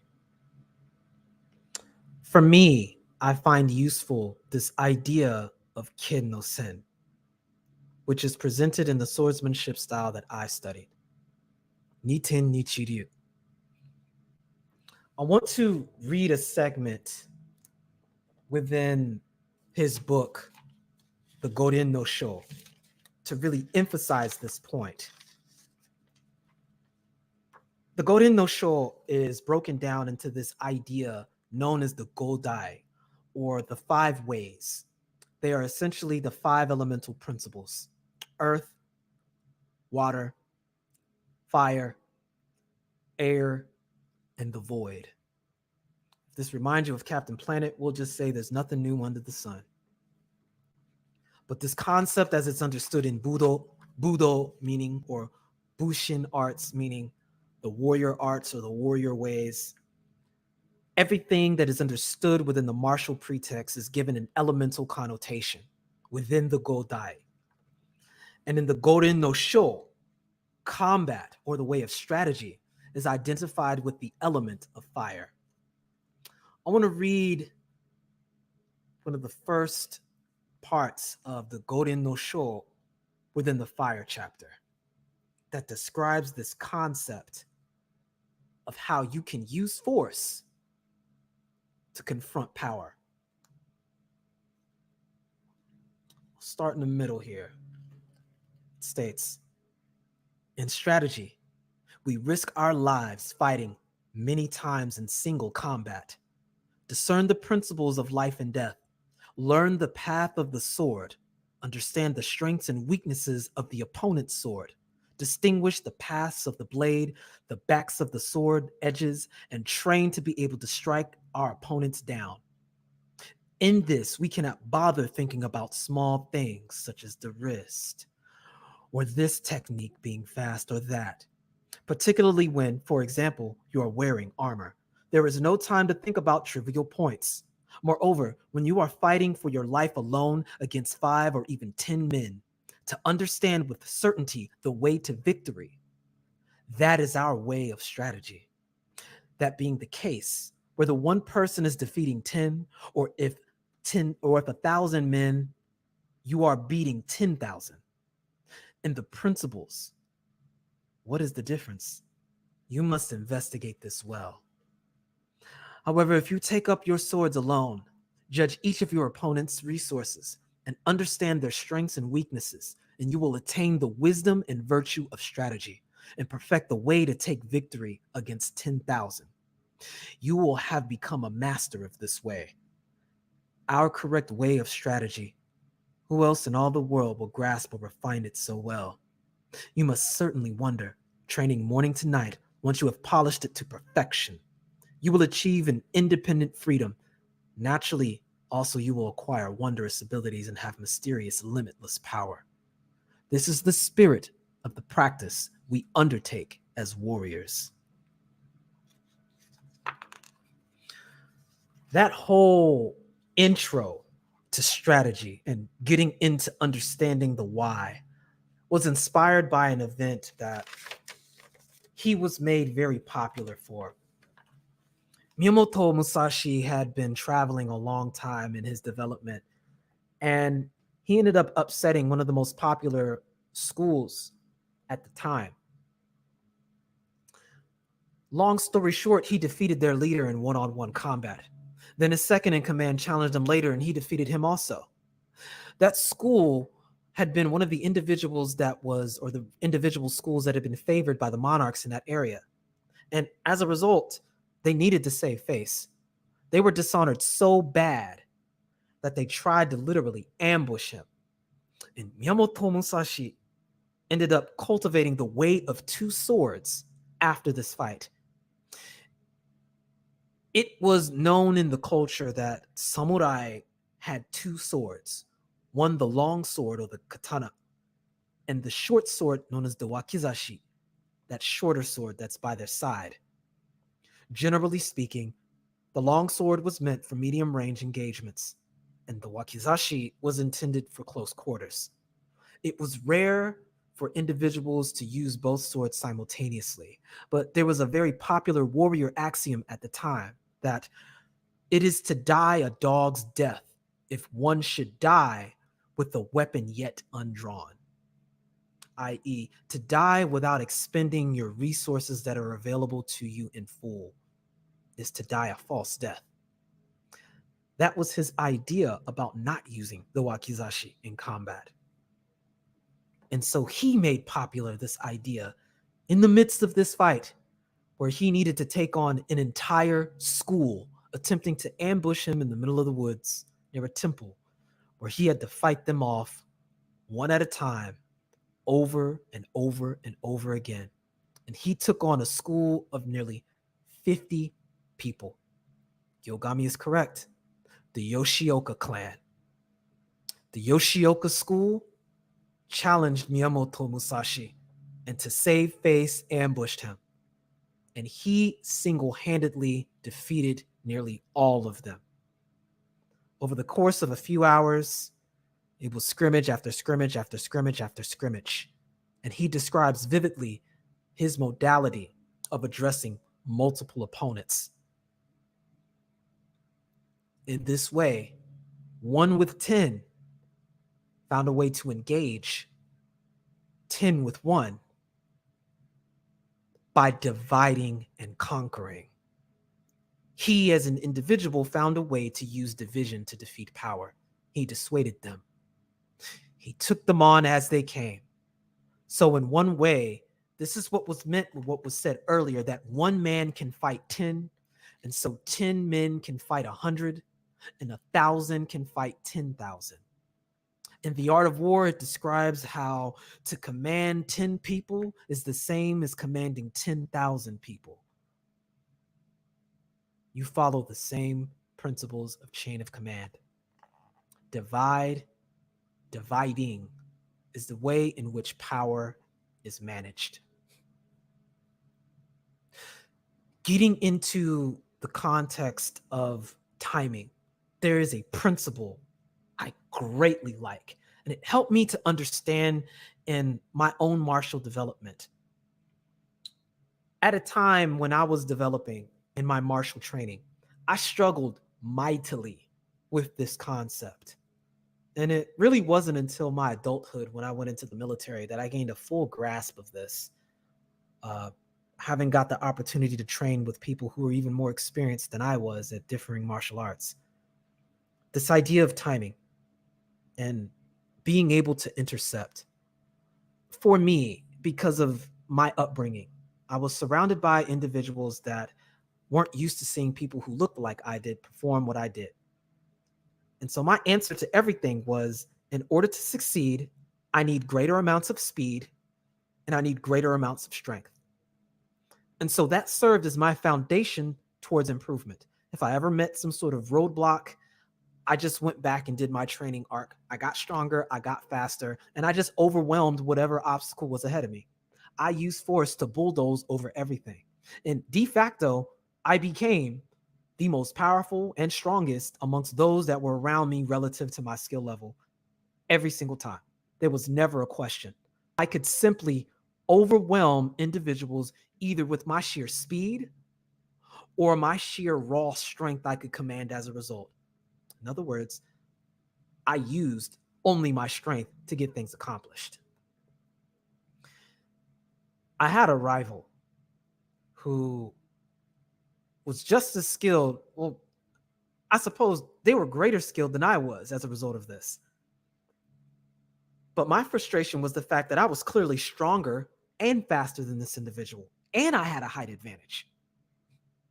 But I lost to this individual hands down every single time we fought. It was like watching myself lose in slow motion every time I fought him. I would throw my kick and he was just out of range. I knew I could land it. I knew it was fast enough. But it seemed as though I was just always falling just short. Or he would land the hit, and for whatever reason, I would land, and the timing was so perfect to where I knew I could see the hit coming and I could make this pivot, but I just couldn't intercept the attack in time. It was like $1 short and a minute late every time, and it frustrated me to no end. And it wasn't until I understood the principle of timing where I realized I didn't need to be faster. I just needed to be aware of what was happening, what was taking place. This is where we get the idea, I'm going to type this out, of kin no sen, or the way of intercepting and forestalling the opponent. This is talked about in the Gorin no Sho. A few pages in, it's described as initiative. And I'll read this chapter on it. Miyamoto Musashi says, of the 3 initiatives, one is when you take the initiative first and launch an attack. This is called advanced initiative, or kin no sen. Another is the initiative you take when the opponent attacks you first. This is called waiting initiative, or tai no sen. Still another is when you attack and your adversary attacks at the same time. This is called simultaneous initiative, or tai tai no sen. These are the 3 kinds of initiative. The beginning of any battle never deviates from these 3 types of initiative. Since the conditions of initiative can determine the victor from the onset, initiative is the most important thing in strategy. Now, I'm going to pause here. There's a very popular Taoist saying with regards to martial arts.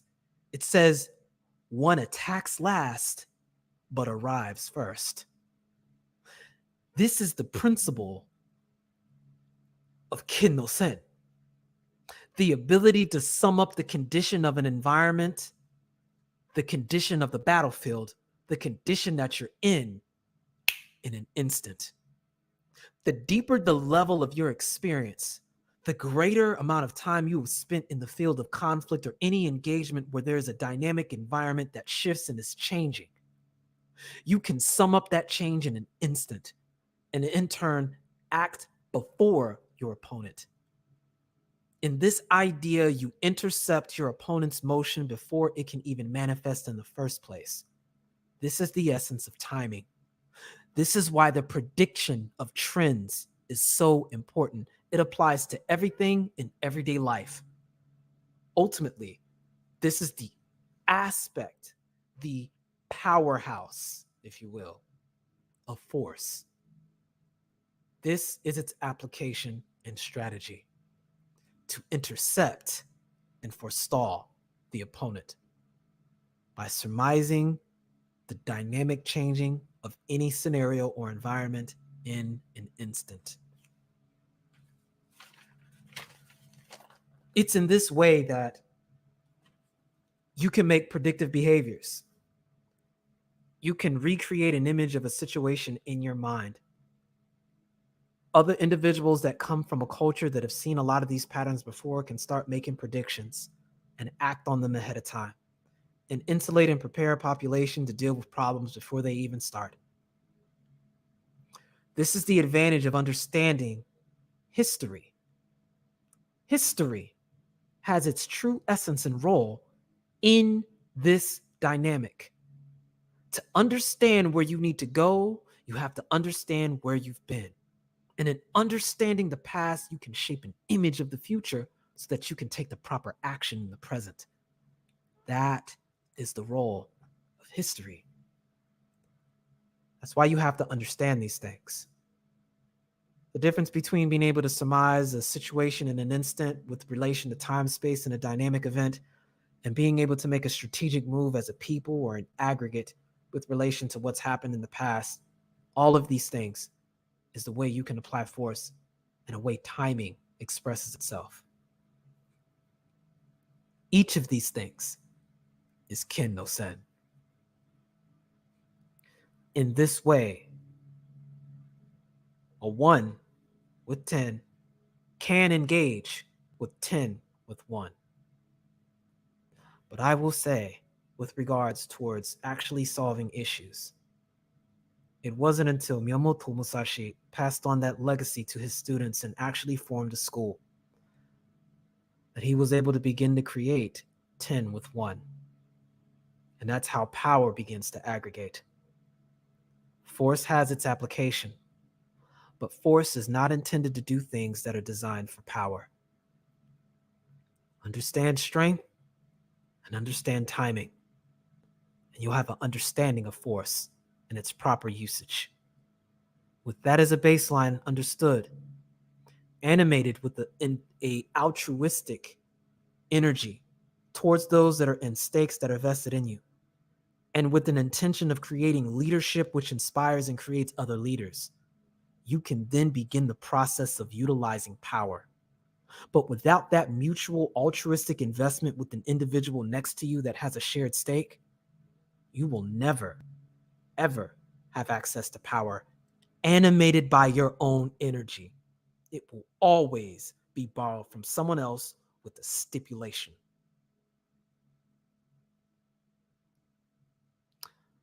I think an illustration Quigley used in his book on civilizations. He used a brilliant metaphor. I want you to picture in your mind a quartz crystal. Quartz crystal, just this word quartz. Press a 1 in the chat if the first image that comes to your mind is a shaped stone crystal looking thing that kind of looks like a gem. Just quick 1 in the chat if that's the first image that kind of comes to your mind when you hear quartz. I can say for me, it sure damn did.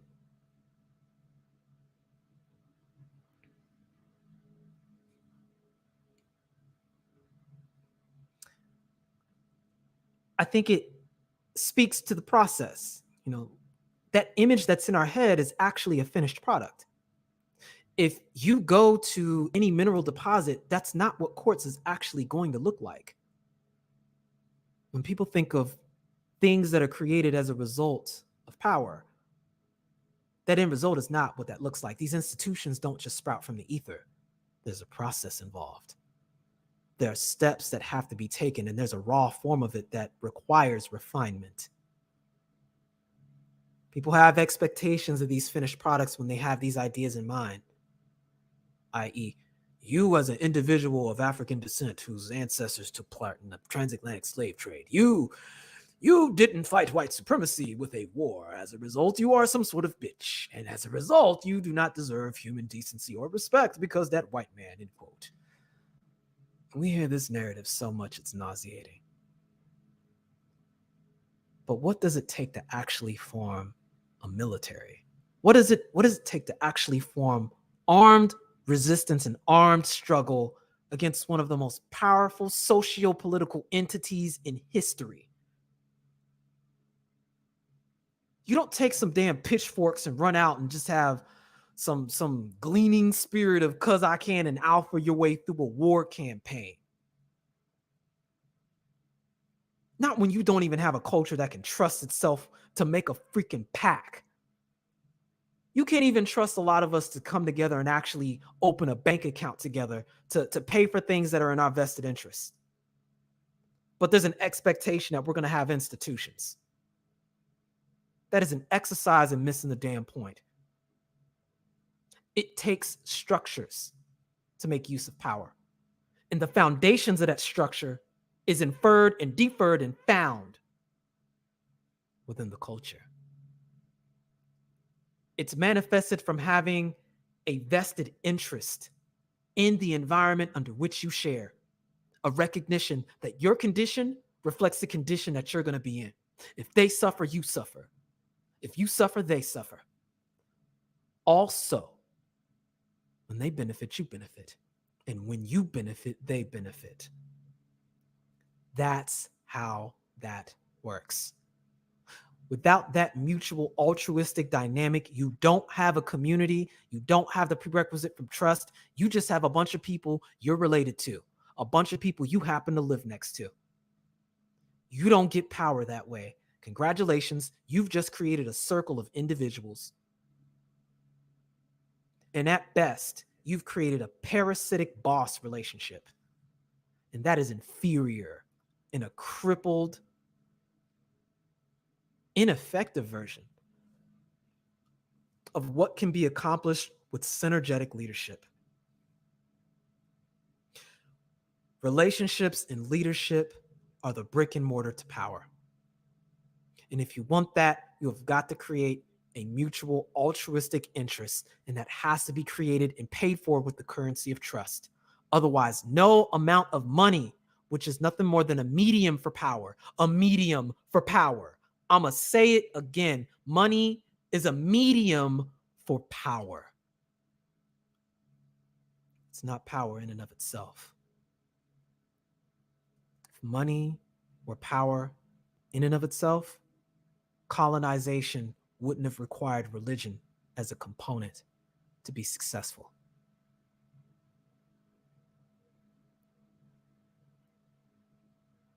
Influence is the key to power. Influence. Money is nothing more than a medium for it. Culture is the means by which a group of people can cultivate power. It is your software. It is the software that makes use of the hardware. And if your culture does not have a plugin, if it does not have a predisposition to teach you how to use that, you are effectively powerless, irrespective of the amount of money you have. It's called multiplying by zero. Take all the intent. We got a term for that in the dojo. We call it gynometry.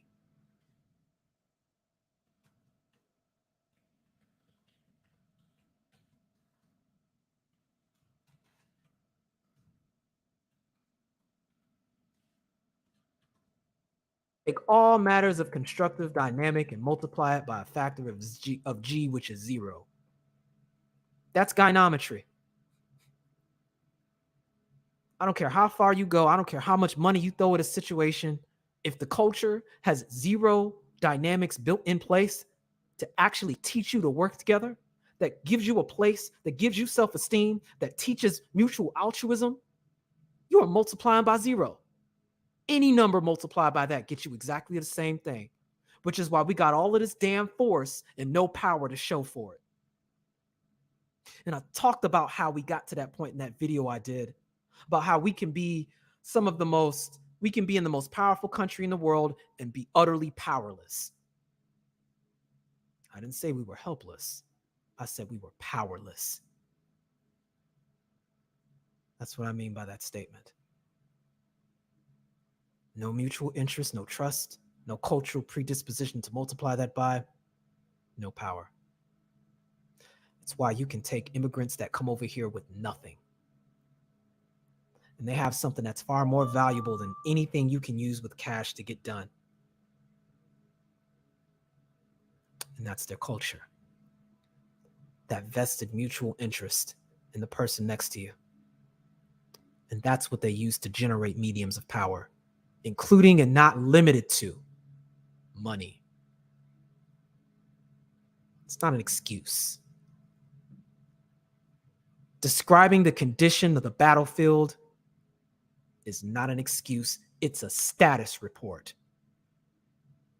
And that's the current reading, that we are currently powerless because we don't have a cultural predisposition to actually use power in the first place. We just have a bunch of force. And until we address that core issue, which you can't do overnight, you don't get that quartz without the refinement material. It's just as useful as that fossil fuel sitting in the ground in Kuwait somewhere. You can't make use of any of those resources unless you have the tools to refine it. That requires systems, and those systems are the result of power, not force. That's the difference. Power and force. Irrespective of how much force you have, power will always outscale it. In essence, that is the nameless word kata, form 5. Why 1 with 10 is generally less than 10 with 1.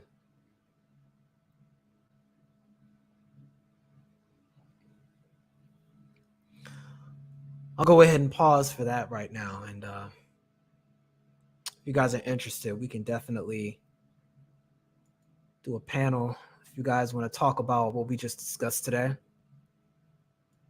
got a little time to chop it up with you guys if you like. Feel free to hop up. Got the link in the chat. You guys can drop any questions that you have, and while we rock with that for a little bit, I'll go back and make a couple acknowledgments to some folks that came in. See if I can scroll up and see.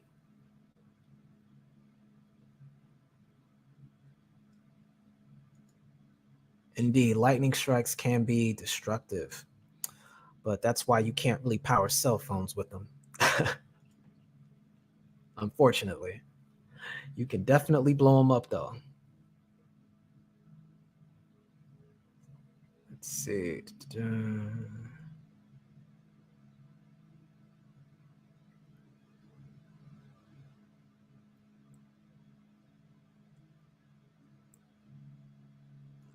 Got no guarantees that came in. Oh, glad you can make it at the conclusion here.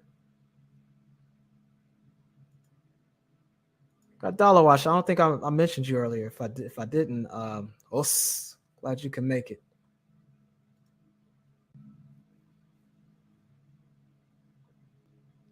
Let's see. Admiral Smoke, man. Gynocratic Garfield. What's going on, family? Man, we're gonna have that live stream, man. Little heads up, man. I might get to do a little bit of a collaboration with Gigi and some other folks in the very near future. We're gonna have some very interesting conversations relating to some of these things. I definitely want to finish fleshing out the nameless sword forms for you guys. The next one is definitely going to be equality versus equilibrium. I think that's definitely going to be an important one. But we'll get to that a little later. Trail Os. I'll add you guys in just a moment. I see you in the back chat here. I'll add you in just a second. Just want to finish these acknowledgments before we get started. Language is a very underappreciated point. Very underappreciated. And it really speaks to the history of a culture, how a lot of these words that were lost to us now, we'll never get back, that really form organically and relate to what you've been through as a people to solve your issues. It's crazy. Got to use somebody else's terms and understanding and history to relate to things that are really that don't have any direct connection with us, unfortunately. Kishon, Wagwan. It's good seeing you again, fam. I hope you're doing well. It's been a minute. Okay, I think that's all the acknowledgments. I'll check the Cash Apps one more time to make sure I didn't miss anybody. Let me hop on to the actual site.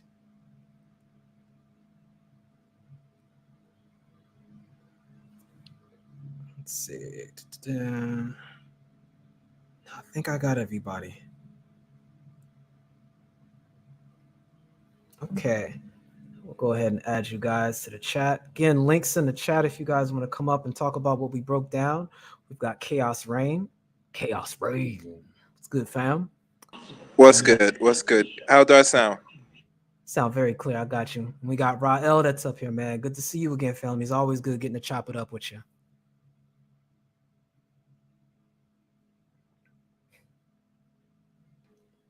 He may be messing around with his phone to get it ready. But whenever you come back, Rael, you're definitely up here. But yeah, Chaos, go ahead, fam. You can chop it up. Any comments you have about what we talked about before? Yeah, peace, fam. I'm here. Us. Go ahead, Chaos. Go ahead. Well, my question, in regards to walking the path of the warrior, how does one walk the path in a very uncertain world? Nameless. Say that one more time. Did you ask how do you walk the path with uncertainty? Yeah, of an uncertain world. Because the world has many challenges, many obstacles, but it's very uncertain. So that's my question. You know, I've got this story that I'm writing about the Nameless Swordsman, and he has a creed. And this creed speaks exactly to what you're talking about. With resolute acceptance of death, endure through struggle, and find meaning through conflict. One more time. With resolute acceptance of death, endure through struggle, and find meaning through conflict. That is the creed of the Nameless Swordsman. The meaning behind that, specifically that first part of resolute acceptance of death, is to simply accept things for what they are as they are. Utter and complete acceptance of reality in the present moment.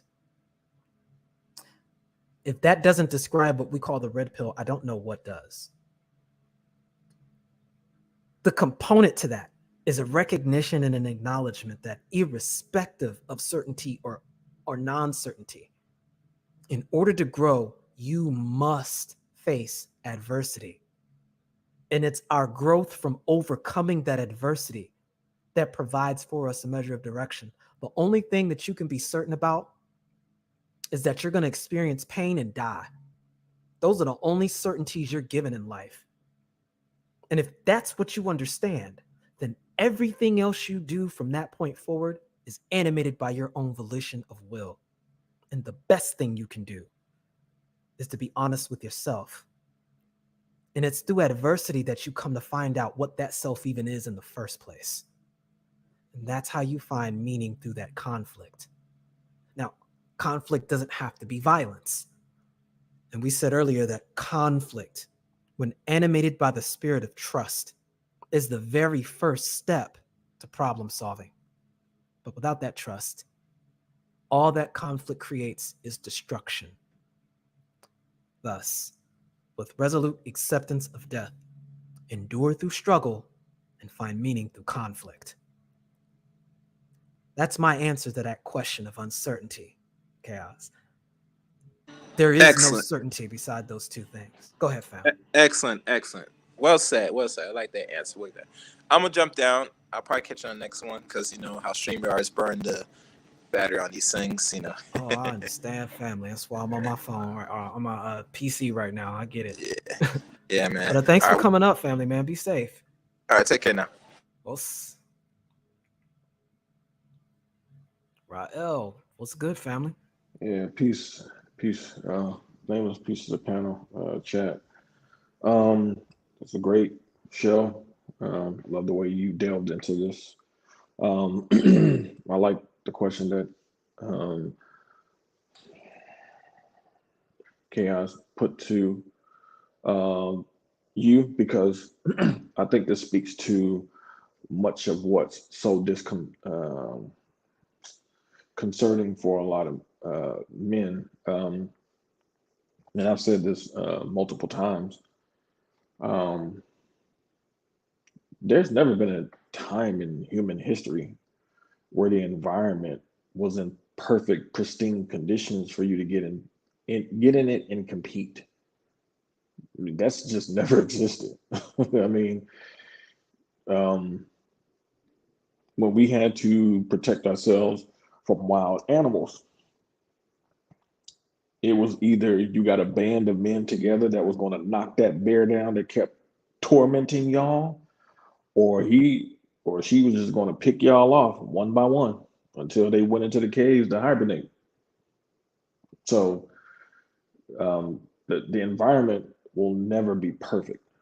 Um, that's the whole reason why you terraform the environment to conform to your will. Um, I think a person who lived up to this idea was Booker T. Washington. Booker T. Washington was very um, adept at what the environment was. If we've had any leader that has been um, that had the intellectual wits to recognize what the environment was and utilize the environment at his disposal, it was him. Even Dr. John Henry Clark, may peace be upon him, said that he believed that Booker T. Washington was our greatest leader. And when I watched one of his videos years ago, and he said that, it really it was a shock for me to hear him say that, because much of the history surrounding Booker T. Washington from Black people, particularly, is not really positive. But when you really truly delve into his actual history, what you will find is one of the greatest mythological stories Black men, forget Black people, Black men can look to for inspiration. I Um, 100% concur with that. I um, think what's cool is did you catch the stream I did last week? no, I didn't. If you get time, Rael, this week, go back and peep the last topic I did where I broke down the Y chromosome and spoke about the ritual of emancipation. A lot of that was animated from the conversation we had on a previous panel a week before that. And I get into exactly what you just said. I think you will really like that live stream. Okay. Really Okay. broke that principle down. So I 100% concur. And it was when we had Black Uru up there and we compared the Reconstruction era to what's going on now with the fourth industrial complex and Hmm. how Black men are in a very similar position that we were in during Yes. Reconstruction. Yes. Very similar. Definitely continue, family. Oh, Yeah, and I'm definitely gonna check that one I'm out. gonna add these two folks up here. We got Sandog up here, aka Gynocratic Garfield, aka General Smoke. Admiral Smoke was good, family. What's Us. going on, fam? What's to the And panel? What's to the chat? Man, we got yo, Gilgami also up here, brother from the Peace. Congo. Peace. Ubuntu. But yeah, Um, Rael, go ahead and keep going, and then we'll go ahead and have folks jump back in again. Go ahead, fam. yeah. What we don't, a lot of us don't realize is that he built two powerful institutions. Um, and you're talking about somebody who had the ear of Andrew Carnegie, one of the most powerful capitalists of that time. And he was very shrewd business from a business standpoint, but the way he maneuvered in certain um, circles to get what he felt Black men needed. At that time, the society, I think somebody needs to mute up. Um, um, at that particular time, America was obviously going through a transformation from a more agrarian based economy to an industrial based economy. And he realized, especially for Black men coming out of the slave experience, one of the things that Black men were going to need were skill sets in terms of trade, because he took the mindset that in order to build Black America at that particular time, in order for Black men to be able to make money, they were going to need certain skill set that white people were going to be willing to pay for. So once they took that money, they brought it back to their community, built their community. If you look at Oklahoma, for example, where the Great Wall Street, Black Wall Street resided. I think within I think like a 30-year period, the early 1900s, I think over 50 Black towns were created. That's monumental when you talk about Black people coming out of the chattel slavery experience. It's such a short Obviously, amount of time it's, too. it's, yeah, in such a short amount of time. But that just speaks to the skill set of the men who actually existed at that particular time. And so when you talk about building Tuskegee, building the National Negro Business League, the first chamber of commerce in the United States, period. No other person had created such a template for doing business.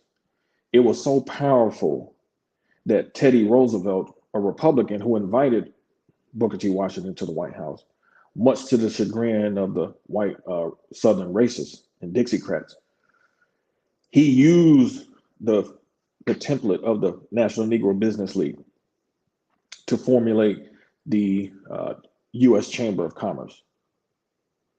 And so the premise of the National Negro Business League was to help Black businesses.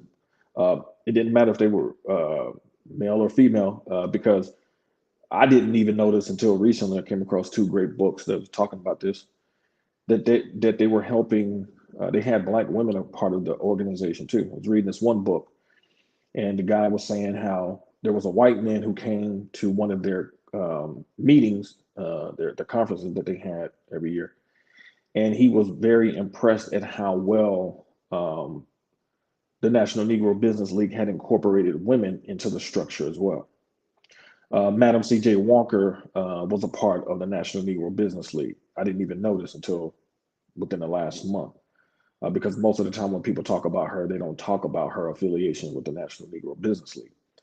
So when you look at this particular organization that's still in existence, what you find is somebody who was very instrumental, very adept, very focused at making sure Black businesses were able to come together and network with each other. And so at that particular time, even when it comes to, I won't even say that. Booker T. Washington had dealings with the German government at that particular time as well, where he was working on producing cotton in Togo to compete against Southerners who were producing cotton as well. He was not just some dude that was just not aware of his environment. I think much of the time, Black men like himself are just too far ahead of their time, which is saying a lot, because many times Black men outside of him who don't understand, who don't have vision, who can't understand how to get power. Because if you understand, I mean, obviously you do, for Nameless, that when you talk about force multiplying, he was specifically about bringing the Black businesses up under the National Negro Business League so they could become more powerful. In Because other his words, idea, creating more leaders that can create more leaders, like we described earlier. right? And so, because his focus was, he knew that Black people weren't just a people at that time. The new Black people, the newly freed Black people at that particular time, were a potential demographic for products to sell to. So his one of his main objective was to dominate the Black business market. And then once he was able to dominate once Black people were able to dominate, the Black businesses were able to dominate the Black business market, then to go outside of the group and compete for other markets. And so when you think about somebody who grew up on a plantation, coming with that kind of mentality, you realize, and then you see the works that they did. And a lot of people think that he was anti-political. No, his rhetoric in public might have been anti-politics. But in private, he supported many causes politically with money and support behind the scenes. He specifically did not want the National Negro Business League to be a political organization. He was adamant about not bringing that to bear in the organization because he knew how divisive politics can be and how people will just completely get off the wagon. So, and he was basically talking about how there were plenty other Black organizations that were political in orientation that if you wanted to join those, that was cool. But the National Negro Business League was specifically about business and improving Black businesses. They went out there and almost were like, they were like their own kind of YouTube at that time, where they were going to the community, giving out pamphlets on, to businesses on how to improve their businesses. If your restaurant wasn't clean the way they up to the specification they thought was needed to improve your business, they would give you tips on how to keep your restaurants clean. Just different types of information that would just help you improve your business model so it could be successful. And I just think that people like him, people like Reginald Lewis, who wrote Watch Your White Guys Have All the Fun," which to me is a manifesto for Black men specifically, to challenge them to get into the business arena and stop allowing white men to literally have all the fun by engaging in business and moving themselves forward. I think that we have had more than enough men to inspire the idea of moving towards power. It's just that, quite frankly, the Black community, most notably a lot of Black men, turn their backs on those types of men. And we obviously see the results of that because they laid blueprints already. Many of us act like we've never been here before, but it's quite the contrary. We have been here before. From 1886 to 1934, you had 134 Black-owned banks come into existence in the United States. You're talking about Black-owned banks being set up 23 years after chattel slavery. So it's not that there haven't been Black men who haven't had the will to do it. We just have had too many Black men who haven't had the will to follow in that direction. I agree. And again, that was a very unique time that had a very different environment than what we have currently. And when you've got so many people that are working off the reset that occurred during not the Reconstruction, but during the Jim Crow era, which was basically a reinstitution of the plantation model. You know, the only thing we had was the steam left over from that and all the vestiges of a patriarchal forward inertia, where you had that entrepreneur spirit, where you had that understanding of mutual investment, where you had that, I'm going to use this word, decorum amongst men when it came to utilizing power so that they could create symbolic and synergetic relationships and not parasitic or have this air of giving orders around, but investment and seeing you succeed. I think the dichotomy of this can be presented if you look at that Atlantic address or the Atlanta address between Du Bois and Booker T, where we see everything we're talking about put on display, where Du Bois at the time was putting on the image of being the warrior everybody wanted to see, but in the background doing everything that an informant would to basically strangle any kind of forward movement, which would create that. Versus Booker T, which put on the image of an individual that was meek with no negative intention or ambition for that matter, but in the background, organizing with some of the most powerful key figures that wanted to see fundamental revolutionary change, actually making that work in silence without a word being said. I think that gets downplayed profoundly. And that's a big reason why I have respect for Booker T and why I say he is the inertia of Pan-Africanism as we understand it as a model, period. Starting with us having our own here.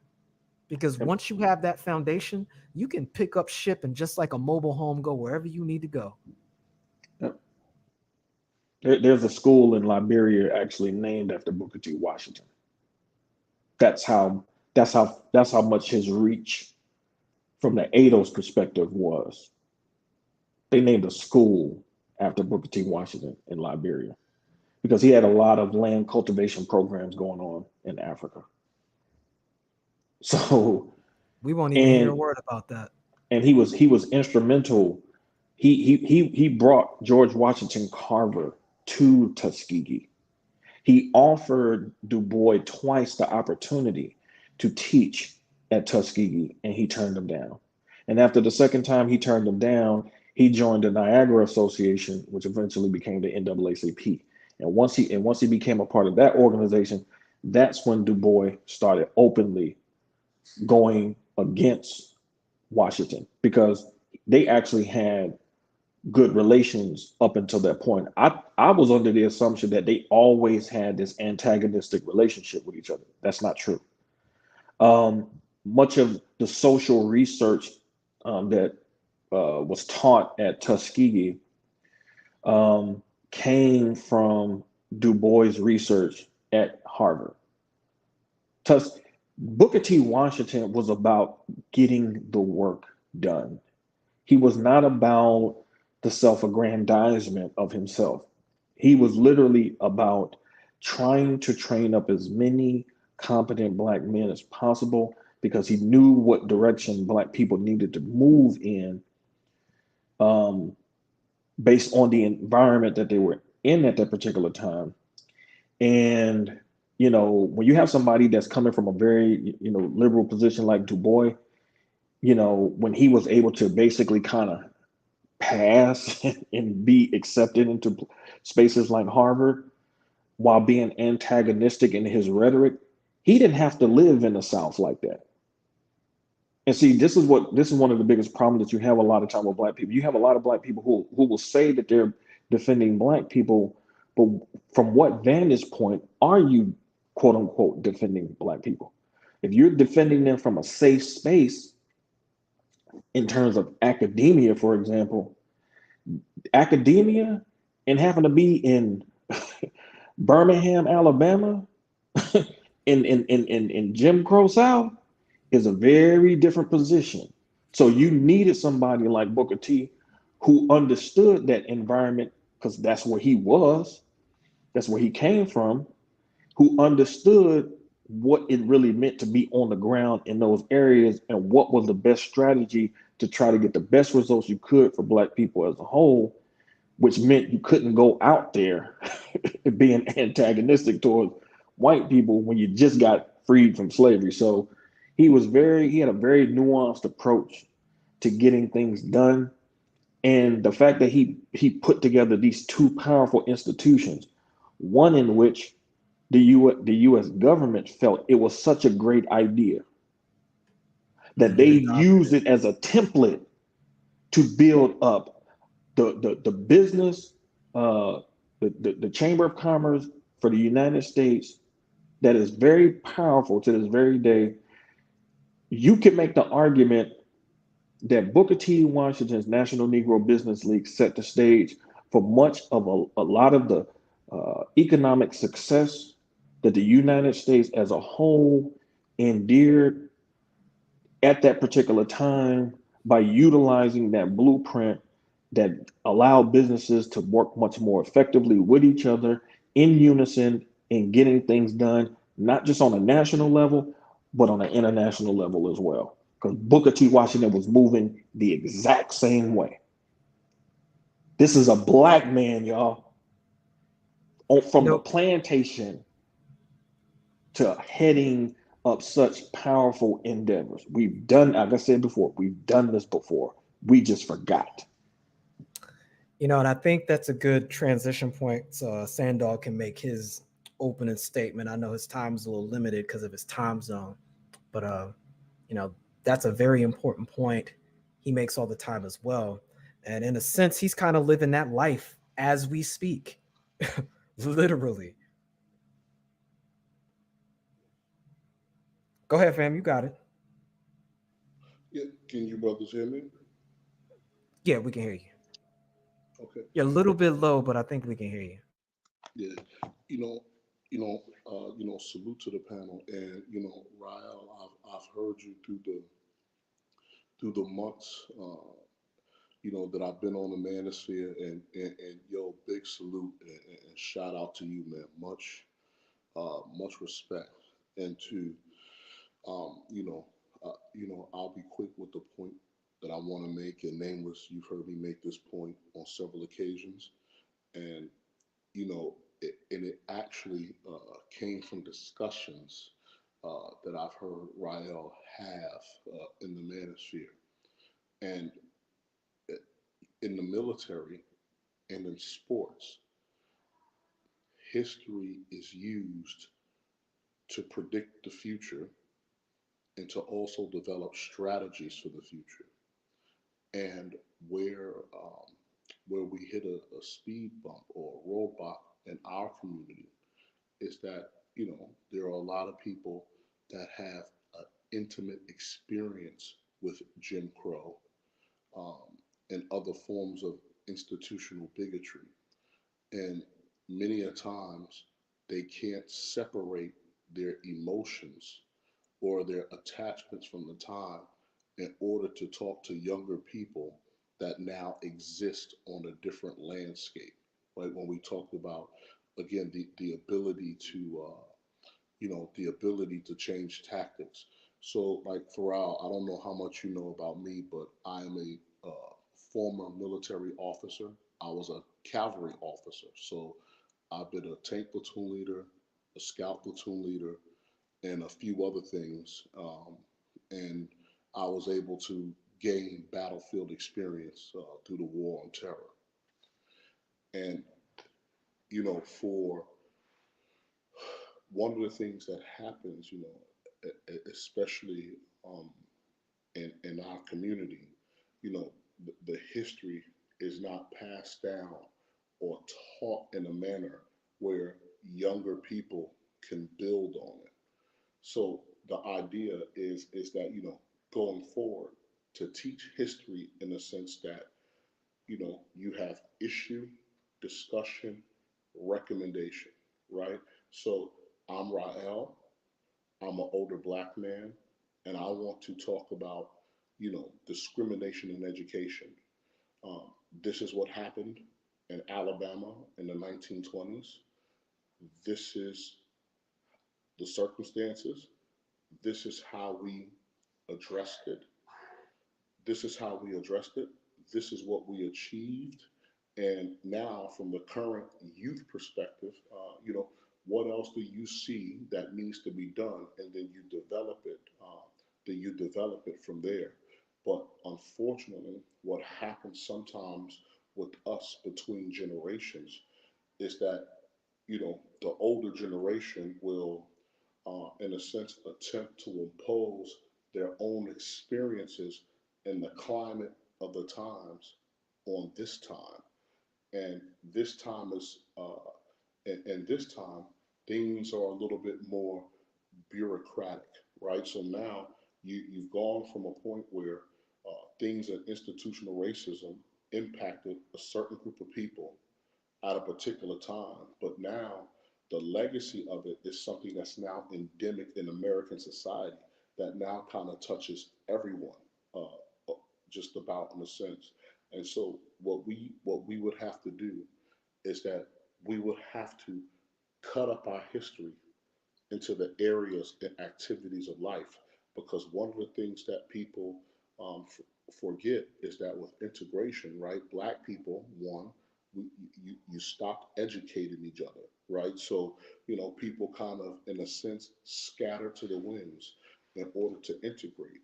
And once that happened, we all started having different experiences. So for me, this is one of the reasons why I don't like the coon talk or the rhetoric, that we have, because it makes, look, if this was 1920, we're all having a common experience with this thing called racism, right? For the most part, it's more of a common experience that we can all see.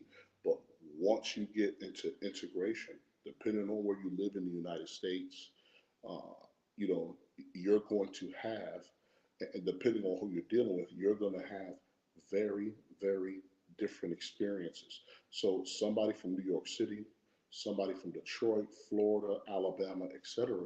These guys are now going to encounter, uh, again, the phenomena of the bureaucracy of bigotry, if you want to call it that. You're going to have very different experiences with this, or for some people, anything at all, right? And so now you're going to have kind of like a disjointed point of view of the problems, like I said, of the problems that you face, and going into the future, like when you look at what Booker T. Washington was doing, where he was apolitical, because when you're looking at solving our problems within the current spheres of influence that exist now, a lot of us will get caught up in the verbiage, and it becomes very difficult for us to move forward. Being caught up in the verbiage of left and right, blue and red, black and white. So you would need new language that doesn't trigger people in the same way that it did in the past. And so I'm gonna get with the Green Gorilla, and then I'll reach out to nameless protagonists and other brothers. And the idea is to break the narrative of that black men never did anything. And so what we will cover is, we're not going to talk about pyramids of Egypt. We're not going to talk about, empires of West Africa. We're going to talk about the achievements of black men from when they arrived to America all the way to present day, because that's a narrative that has to end. Um, as if, as if we didn't fight our way off the plantation, as if we didn't make the contributions that we did. So, like what Rael is saying, when you're looking at Booker T. Washington as a political philosopher, or as an economist, and how significant his contributions were.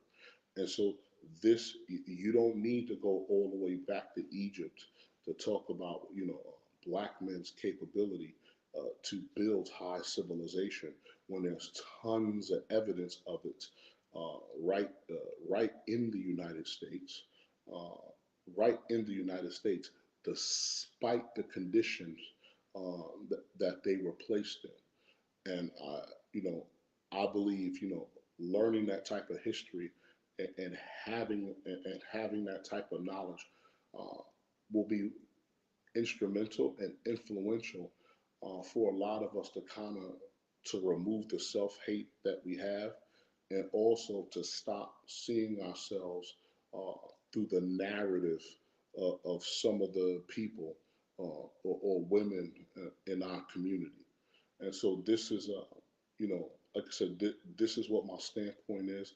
This is the point that I'm looking to make. And like I said, you have to, um, the same way, if you're the New York Jets and you play the New England Patriots twice a year, right?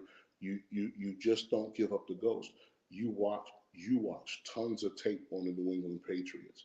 You make your draft picks. You move through free agency, right? And like, this is the year we're going to beat New England, and we're going to make a run at the Super Bowl.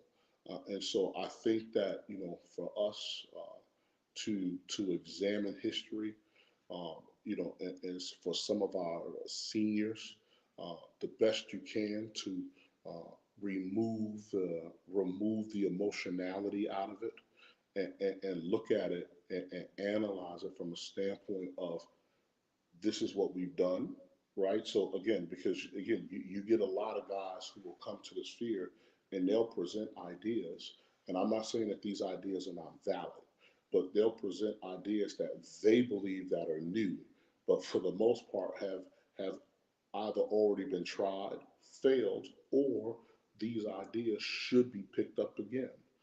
So this is so like I said, so this is something that like I said, with the Green Gorilla, and hopefully like late July or August, I can get with him, and then we can start talking about black history, uh, black male history, and you can also destroy the narratives of black men being anti-woman, as what uh, Rael just mentioned. With Booker T. Washington and Madam C.J. Walker, being in organizations in regards to black business and everything else. So I think that it's uh, like I said, it's time to take that history and analyze it and stop seeing ourselves for the most part through white woman's eyes, right? Because again, a lot of what is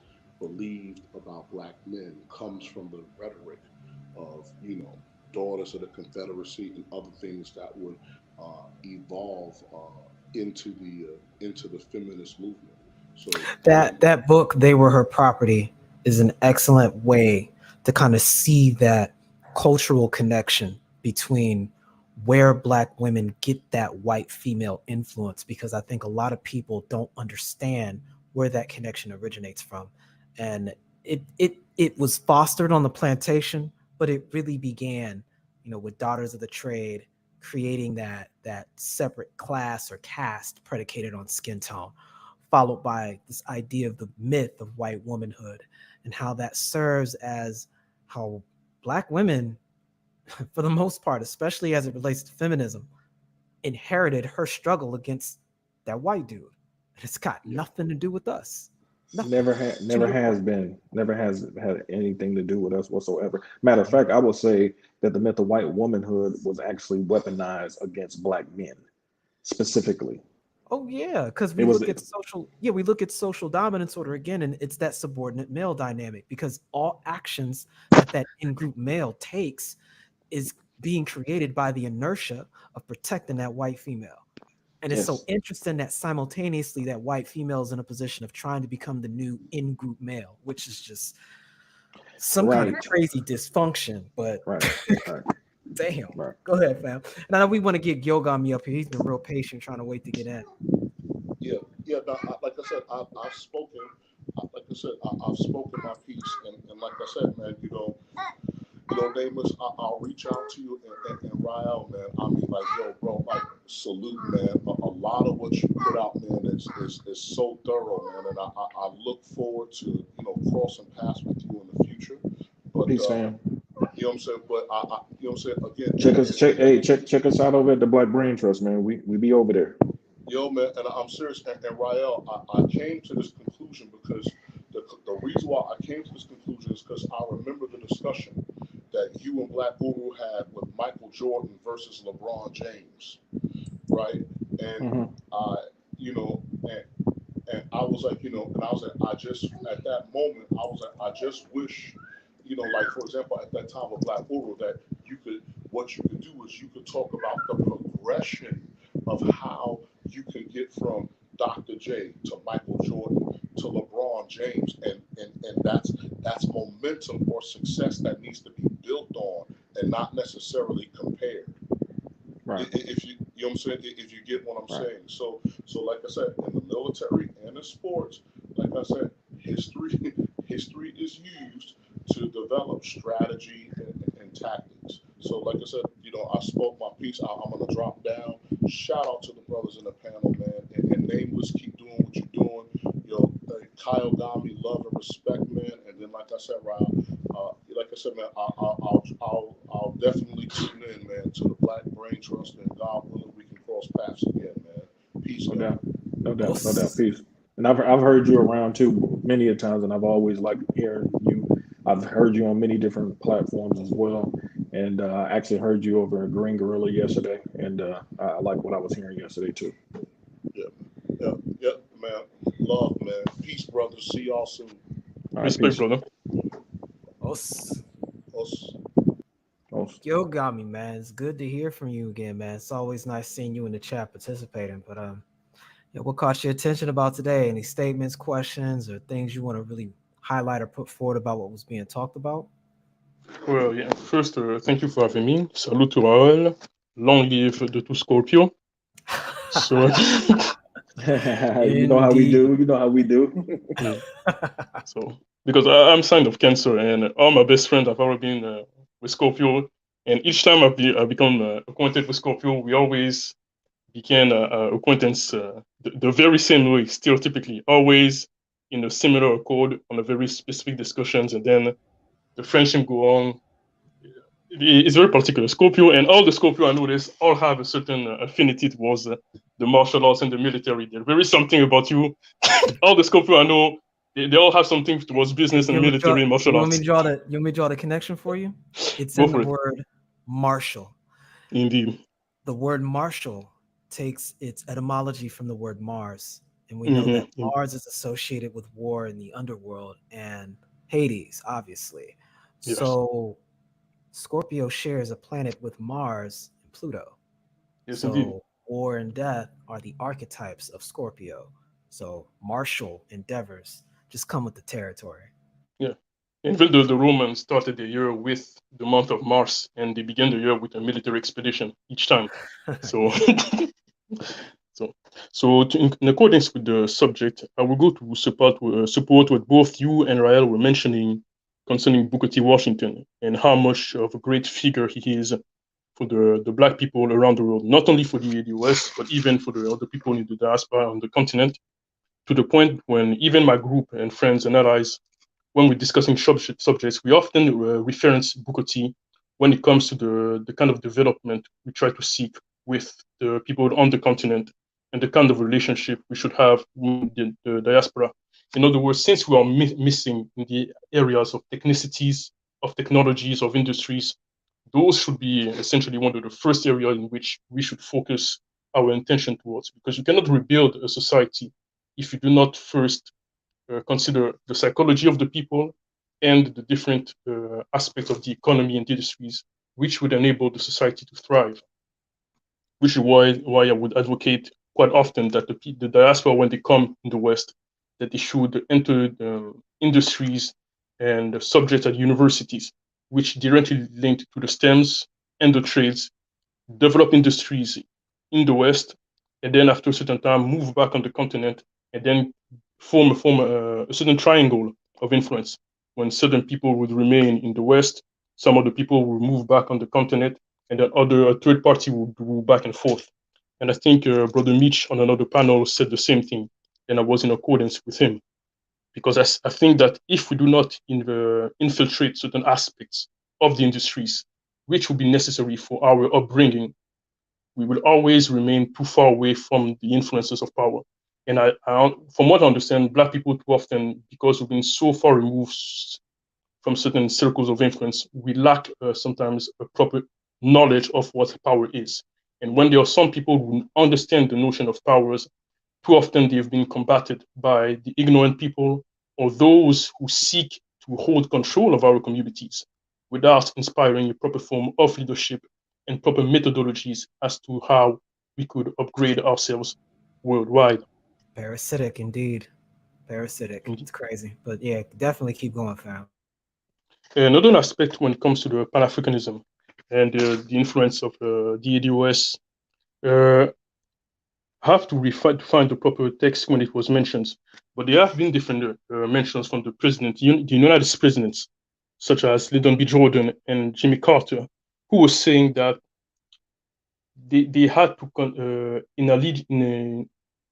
when it comes to dealing with the continent and the West, the US, France, the UK, and Belgium should unite in their endeavor, and South Africa should unite in their endeavor, because they said if the ADOS and the continent were to join forces, they would rule again. Those were the words of Jimmy Carter. And Lyndon B. Johnson and Carter were saying that the synchronicity with which the independence movements and the civic rights movements were occurring could not be the fruit of mere coincidence, that they were sure that there was actually a connection between those two. And they were indeed right. And their objective was to reduce the connection between the continent and the US during those civil rights movement and the independence movement, so as to prevent a proper rising of Black people worldwide. And when you see that your enemy will move so much to destroy you in certain avenue, said avenue must be also one of the keys to your own success, and such should be an area in which you should also endeavor all your efforts. That's an exact point that we were making earlier with the way you dissipate power is through division. And it's that division dynamic through the form of media that has done its job so profoundly and so effectively that to this day, it's actually what destroyed the ADOS movement in recent time. We almost got reparations, but that divide created from media that was animated from that spirit that you're talking about, that separated this that just created that division in a negative context, made ADOS fall in on itself. And so we missed the reparations conversation. We'll probably never get that opportunity ever again. And there's still this unnecessary rift between us here in the American diaspora and other diasporas in aggregate. It's so unnecessary, even though at the end of the day, we all get to share this classification by virtue of something we didn't create ourselves, but got assigned to us. And as long as we continue to play this force game alone and not get involved into the aggregation aspect and outscaling our opponents by participating in power, we're not getting nowhere, man. And even when we did a little bit of that, that ripple that was created here with red, black, and green was enough to create revolutions on the continent that are still having effect to this day, which is why this color is still rippling all throughout the continent and may even help bring to fruition ideas such as a united Africa, a United States of Africa, ultimately, or an AU, an African Union. You know, Well, the thing is,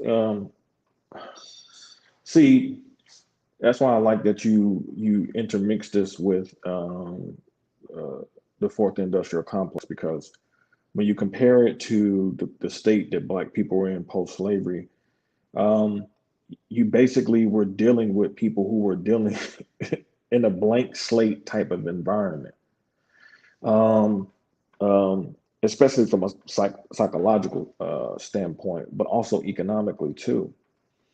So the environment, it, the thing that Black people had going for themselves post-slavery is that many Black men had a lot of skill sets, though. Many Black men had a lot of skill sets from the plantation.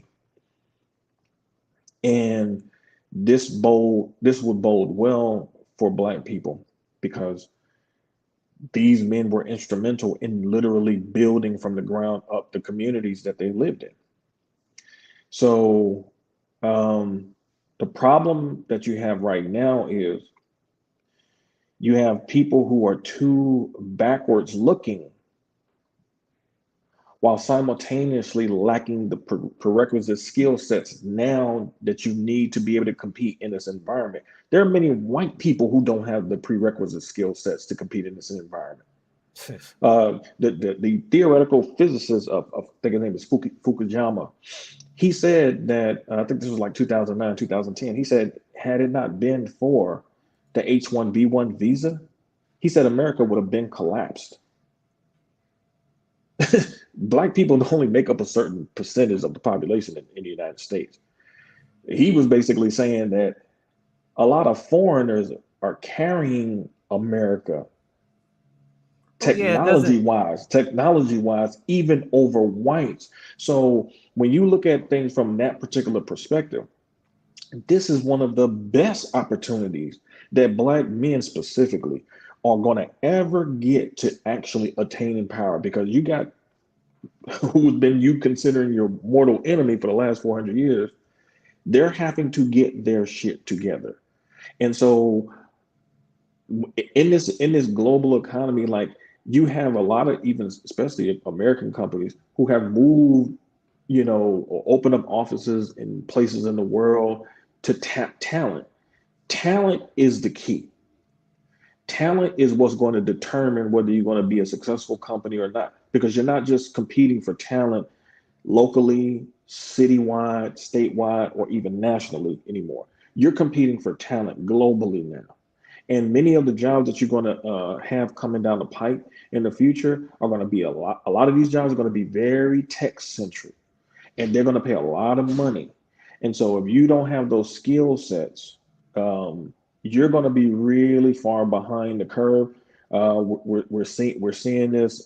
This is why, for example, here in Texas, Elon Musk, he decided to move his headquarters to Texas. He's been working with the local government in Austin to create, because I'm seeing this in the training and these new training and development initiatives between local governments and companies who are, they're literally paying people to train, like they're in training and they're paying them stipends. So when they finish their training, they're coming right out of the training into a job that's waiting for them because they need that much they need that talent to be able to compete out here. So this is a prime opportunity for Black men who can, which is why channels like the Black Brain Trust are so freaking critical, because the Black Brain Trust has been one of those Black centered channels that is very instrumental in sharing the type of information that talks about these types of jobs, that are alerting Black men as to what direction they need to be looking in so they can be best prepared. Complex was just telling me yesterday that a young brother had came to him, and he came to the Brain Trust some years ago, I think maybe 3, and he emailed him or he talked to him. I think he called him like right before 2022 hit, and said that listening to the channel put him on a particular certification that he ended up getting, and how it dramatically changed his life in 3 years. That's the kind of information that Black men need, because many Black men just don't know where to go to look for the information in the first place. And it doesn't make them dumb or silly or stupid. You just don't know what you don't know. But when you have a channel like the Brain Trust that have men that are business oriented while they're moving in their own endeavors or trying to pull Black men up with them at the same time, it behooves the space to actually be much more willing to actually share their content, because there are a lot of men who don't want to talk about females. They want to get to the bag. They want to get to the money so they can have a quality of life. They want to have a quality families if that's what they choose to do. So we really need to really understand that we're in actually one of the best positions that we've ever been. I think personally, I think that outside of, I think this time is a little bit better because the potential violence that used to be there is not there. But we're in a similar condition that we were in post-slavery, up until the federal troops were removed from the South, because we have the space and the environment that if we connect with the right information and the programs, we can really transform our skill sets to really be able to build something that's more sustainable than what we saw with our Black Wall Streets and our Sweet Auburns and our Rosewoods. So I think the key thing here is being able to present the information in a way where people can see that they have a vested interest to go to these locations. Because if you don't have a culture that teaches you what your value system is, and if we understand once more that the definition of success, as it's defined currently within the Ado social complex, Rael, you can attribute to this. Someone can live and die and know nothing about what's talked about on that channel and still classify themselves as being successful. You see what I'm saying? That in and of itself is the issue. So long as the bar is that low, and until the environment gets so hostile that moving forward is required, it's difficult to convince people or get people to move in that direction, to self-actualize, to begin aggregating in that direction of power, if they haven't been given that inertia from the beginning with their upbringing. Which is all the more reason why, if you can, Rael, go ahead and throw a link in the chat to the Black Brain Trust so folks can go and at least get that in their sub window so they can go and take a look at that. They have a massive database of information that goes years back. I mean, I think damn near any topic you can think of relating to tech, the industry, crypto, all of that. It's in that repository on the channel. I definitely encourage people to go take a look at that. But the challenge is giving people an understanding of why it's valuable. I don't think you can teach the value of a deal broker until you understand what it takes to actually trade and invest in the market. In other words, there's an entry level baseline of education you have to have about the value of something to find it valuable. And I think that's our biggest challenge, because once again, we can get by without needing to know any of this and meet the definition of success, at least in the Ado social complex, and never need to know. Because if we're honest about the direction a lot of this is headed, UBI is going to be a component to all of this.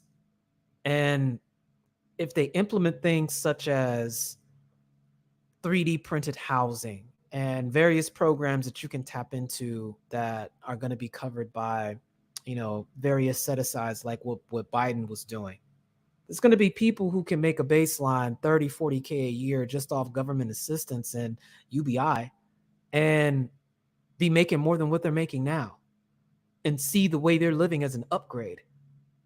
From their view, they'll be getting more but less, failing to realize that there's people who are actually making moves and placing themselves in a position of power that is going to determine their fate, and specifically the fate of their children, in such a way that they'll be powerless to compete with what's headed here.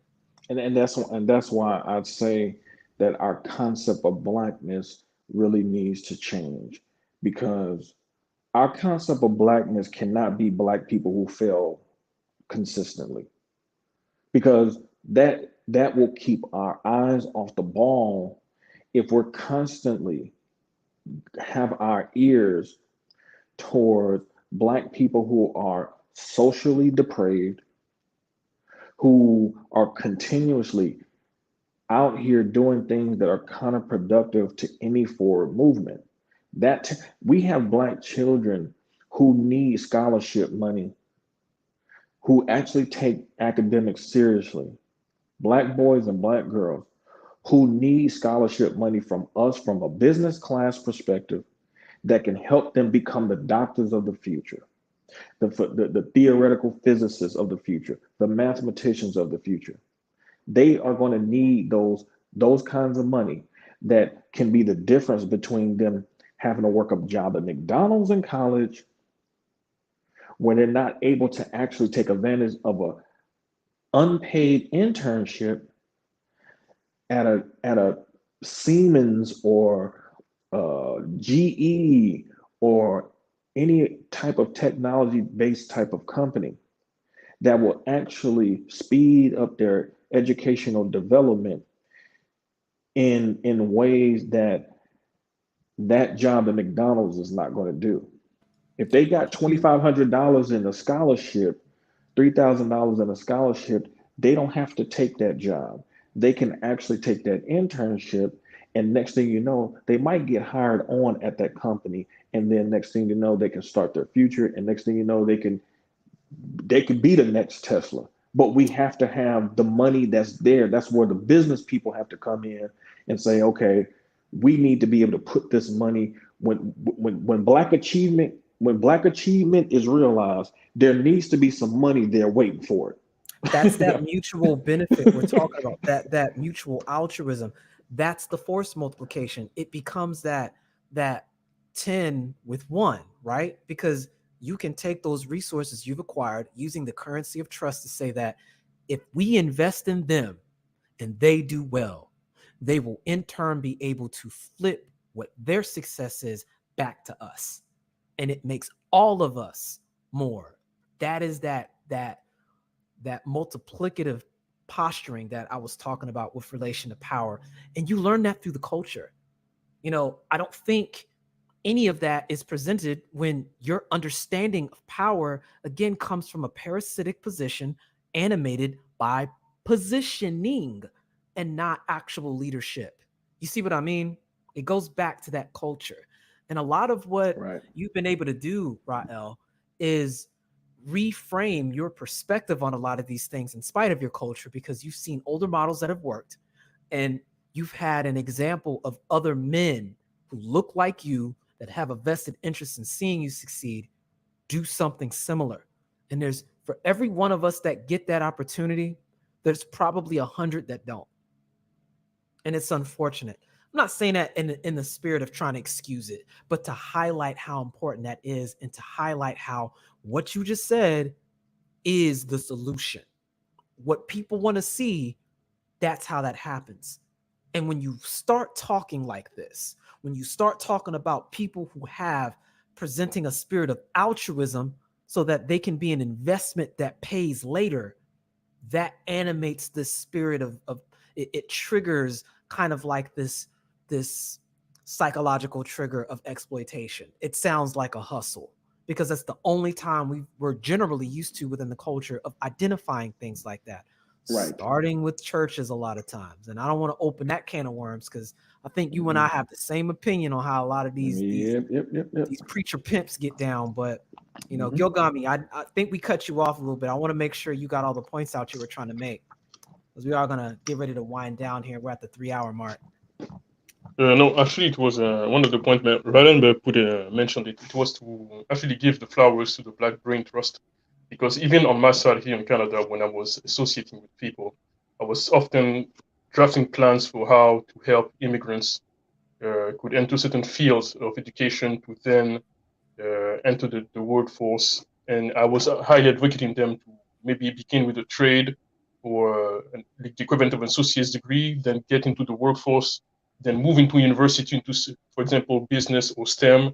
And then when they enter the workforce, build up a network with other people and to inform the people who were in school or the newcomers on how to integrate the society and how to, according to the different, the how the economy was moving forward. And what I observed into the Black Brain Trust, in which complex design and IL are participating in, is that they properly inform Black people into what kind of industries today and tomorrow will be made about, which is something that should be vital to any proper societies. If you observe the different group of immigrants, that is actually something that they do to move forward.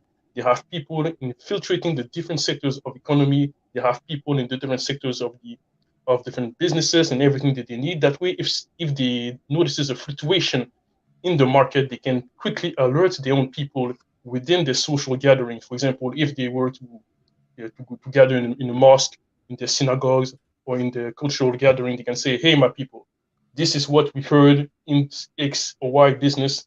This is how you're supposed to move to adapt so that we can move forward for the next generations." I was looking for other outlets in such a way, and when I found the Black Brain Trust, I immediately subscribed, and I had to share the information with my fellow people over here.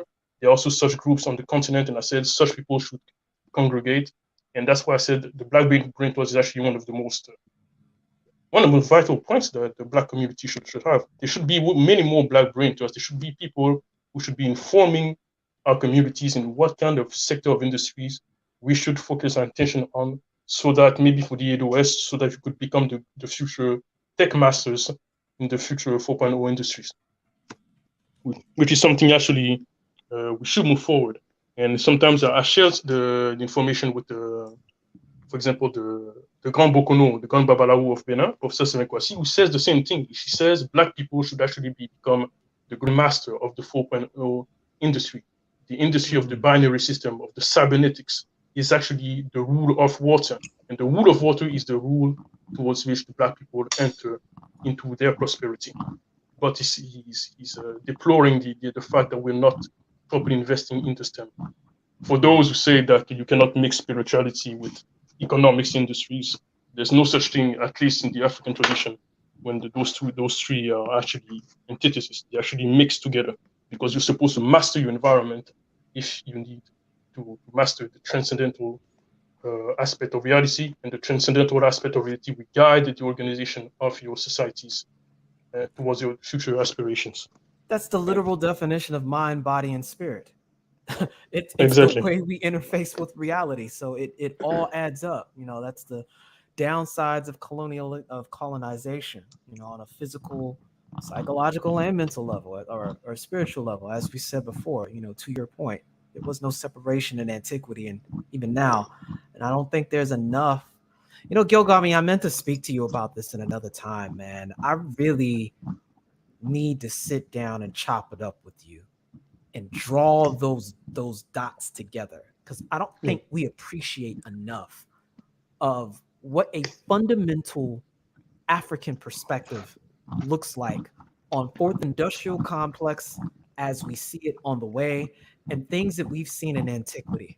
Because I think there needs to be a fundamental reorientation with regards to the way we have our worldview, because too much of it has been inferred from a group of people that don't share our common experience, either in an immediate sense or in antiquity. And it's very problematic because most of these definitions require things that, they weren't compatible with, but we are.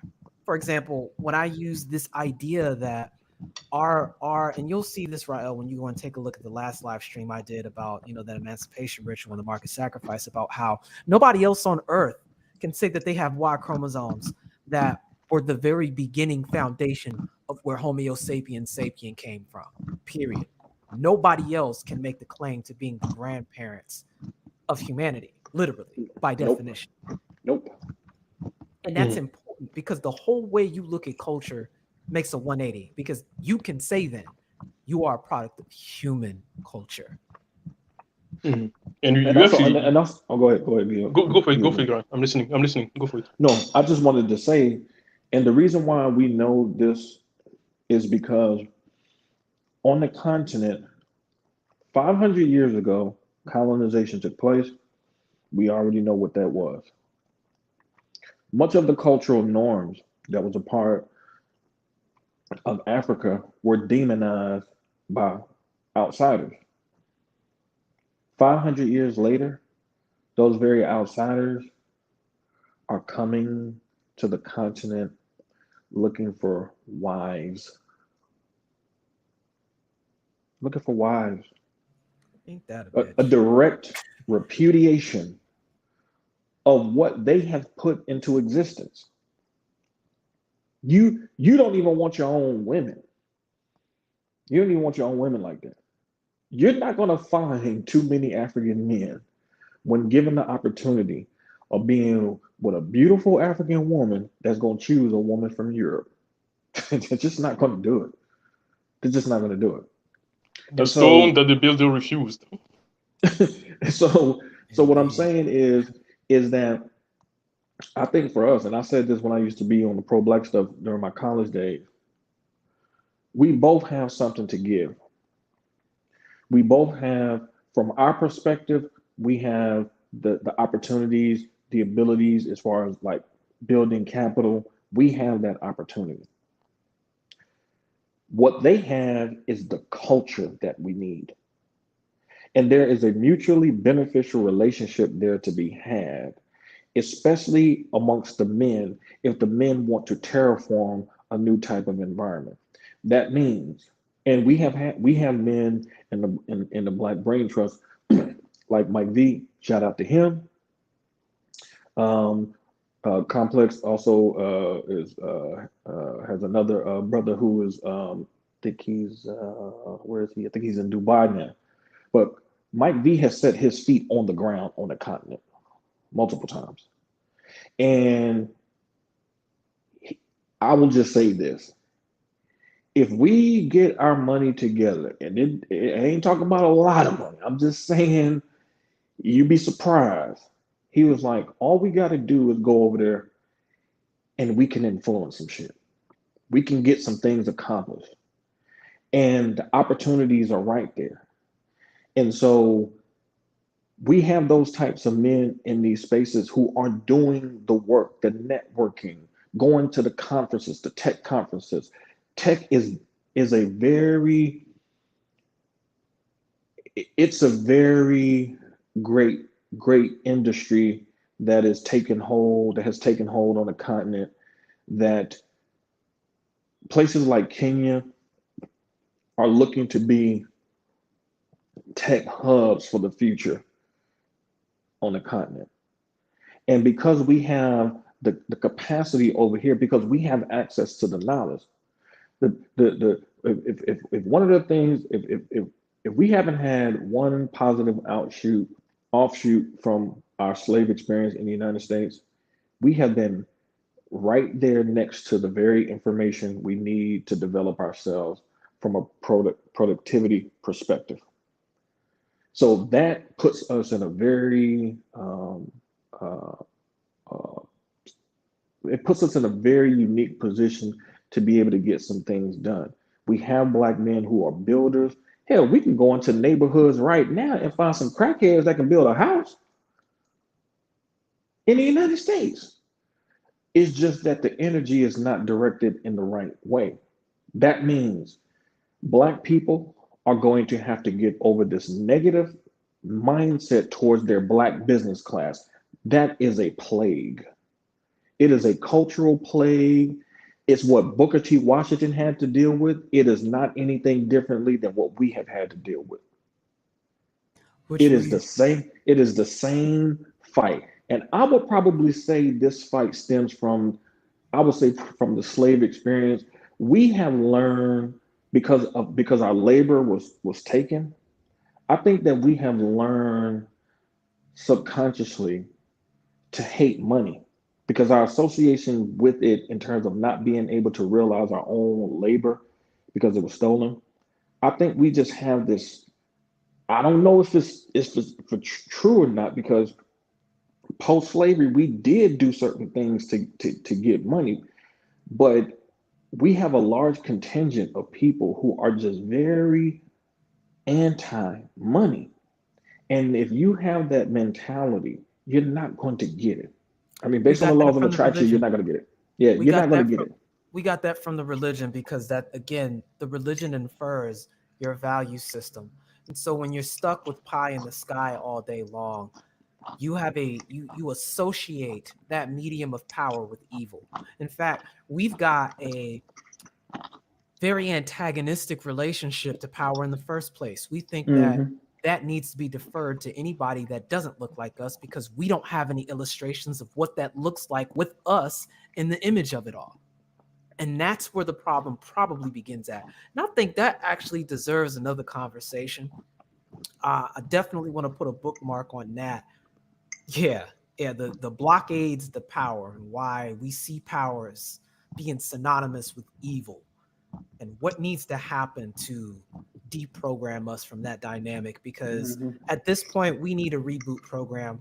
I still co-sign on what we were talking about the other day about emancipation rituals and initiation rituals so that we can begin to work to undo a lot of these things so that we can start forming these political pacts, start forming or creating and fostering a currency of trust that acts as a counter narrative to this stuff. Start identifying women that are not on board with the effery and creating male spaces that can allow for us to aggregate power so that we can set our own definition of what masculinity looks like without it needing the permission of the gynocracy. And I think these social spaces are opportunities to make that happen. But at the end of the day, it's up to us to drive that ship to make it get there. And it's good that we have tools like the Black Brain Trust, like a lot of good individuals that are in the space, Dr. T. Hassan Johnson, Gigi, a bunch of other folks in here that put all kinds of content uh, to really help us really identify who we are in the scheme of power so that we can begin to transition some of that force to that purpose because we've got powerful units. It's just that we fail when it comes to strategy because we don't have a culture of it. And I also want to say this too. One of the things that really, and I know you want to wrap it up, but I'm gonna leave it with this. All right. One of the things that really impressed me about Booker T. Washington when I was reading in one of the books that I put forth is when the white guy saw how well integrated black women were in the National Negro Business League. That cannot be diminished because this notion that we as black men have to be taught by the very men who have historically have had such a negative interaction with their own women, trying to tell us how important diversity is when you can look at our history from a collective standpoint.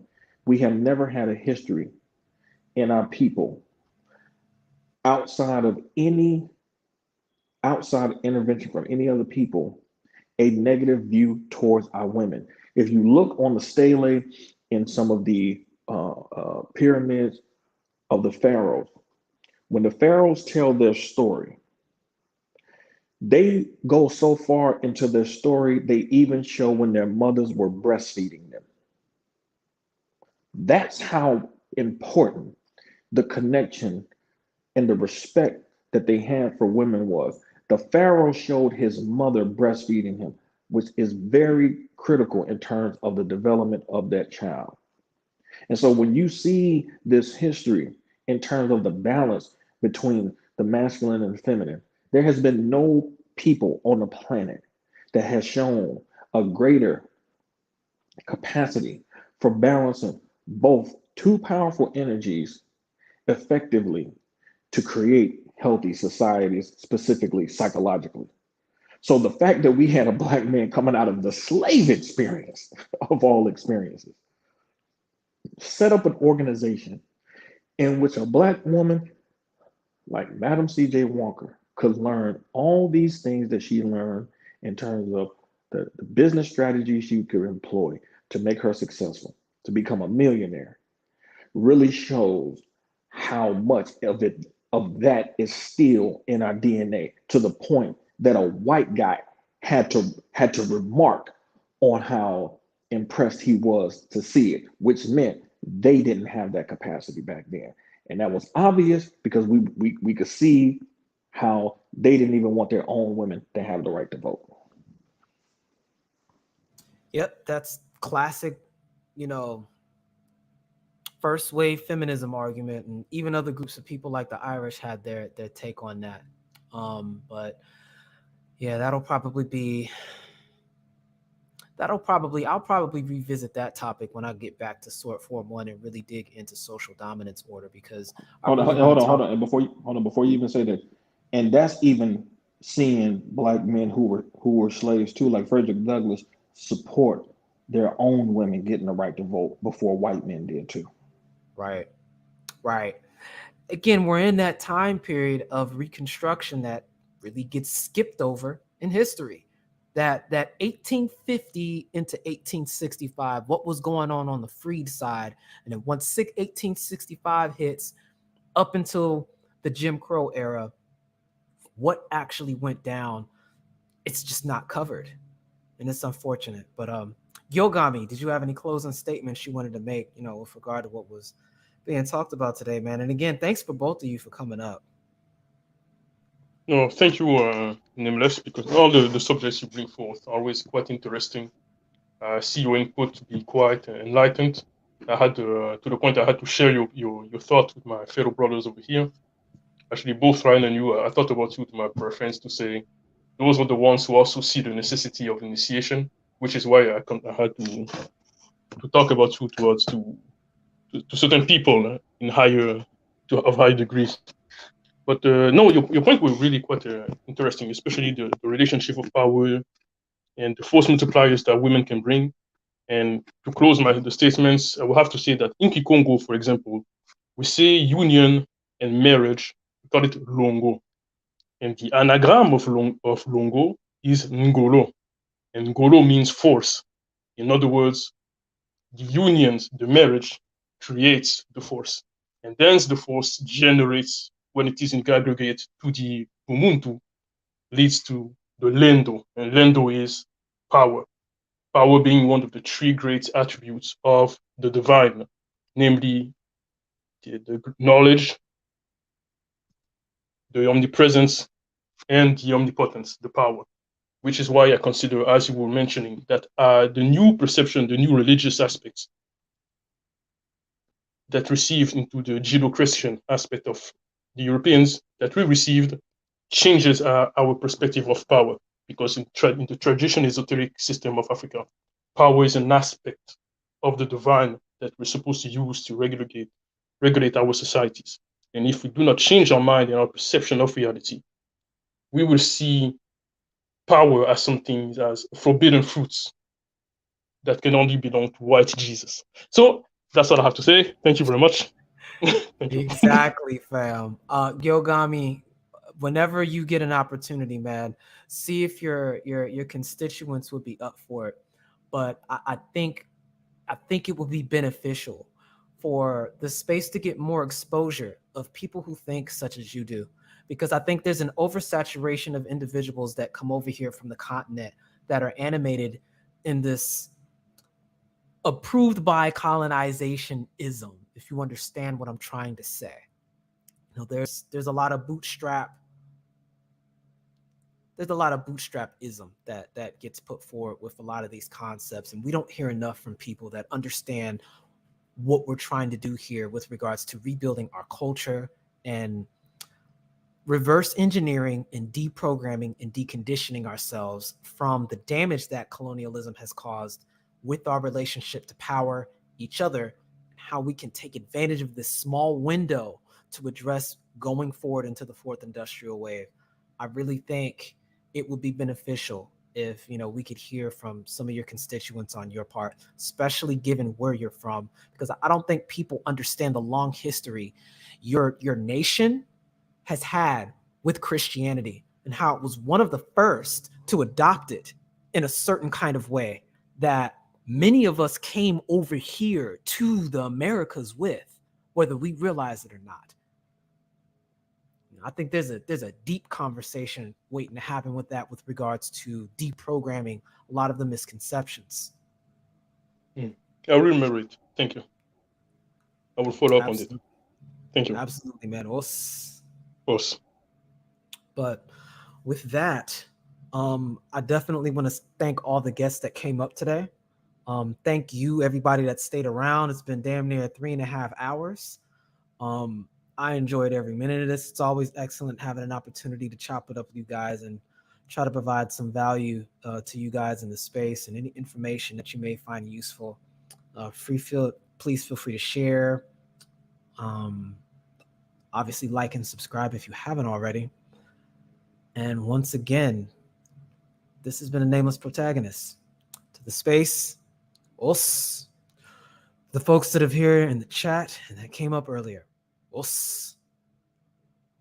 Definitely appreciate your presence here. This has been a Nameless Protagonist. Have a great day.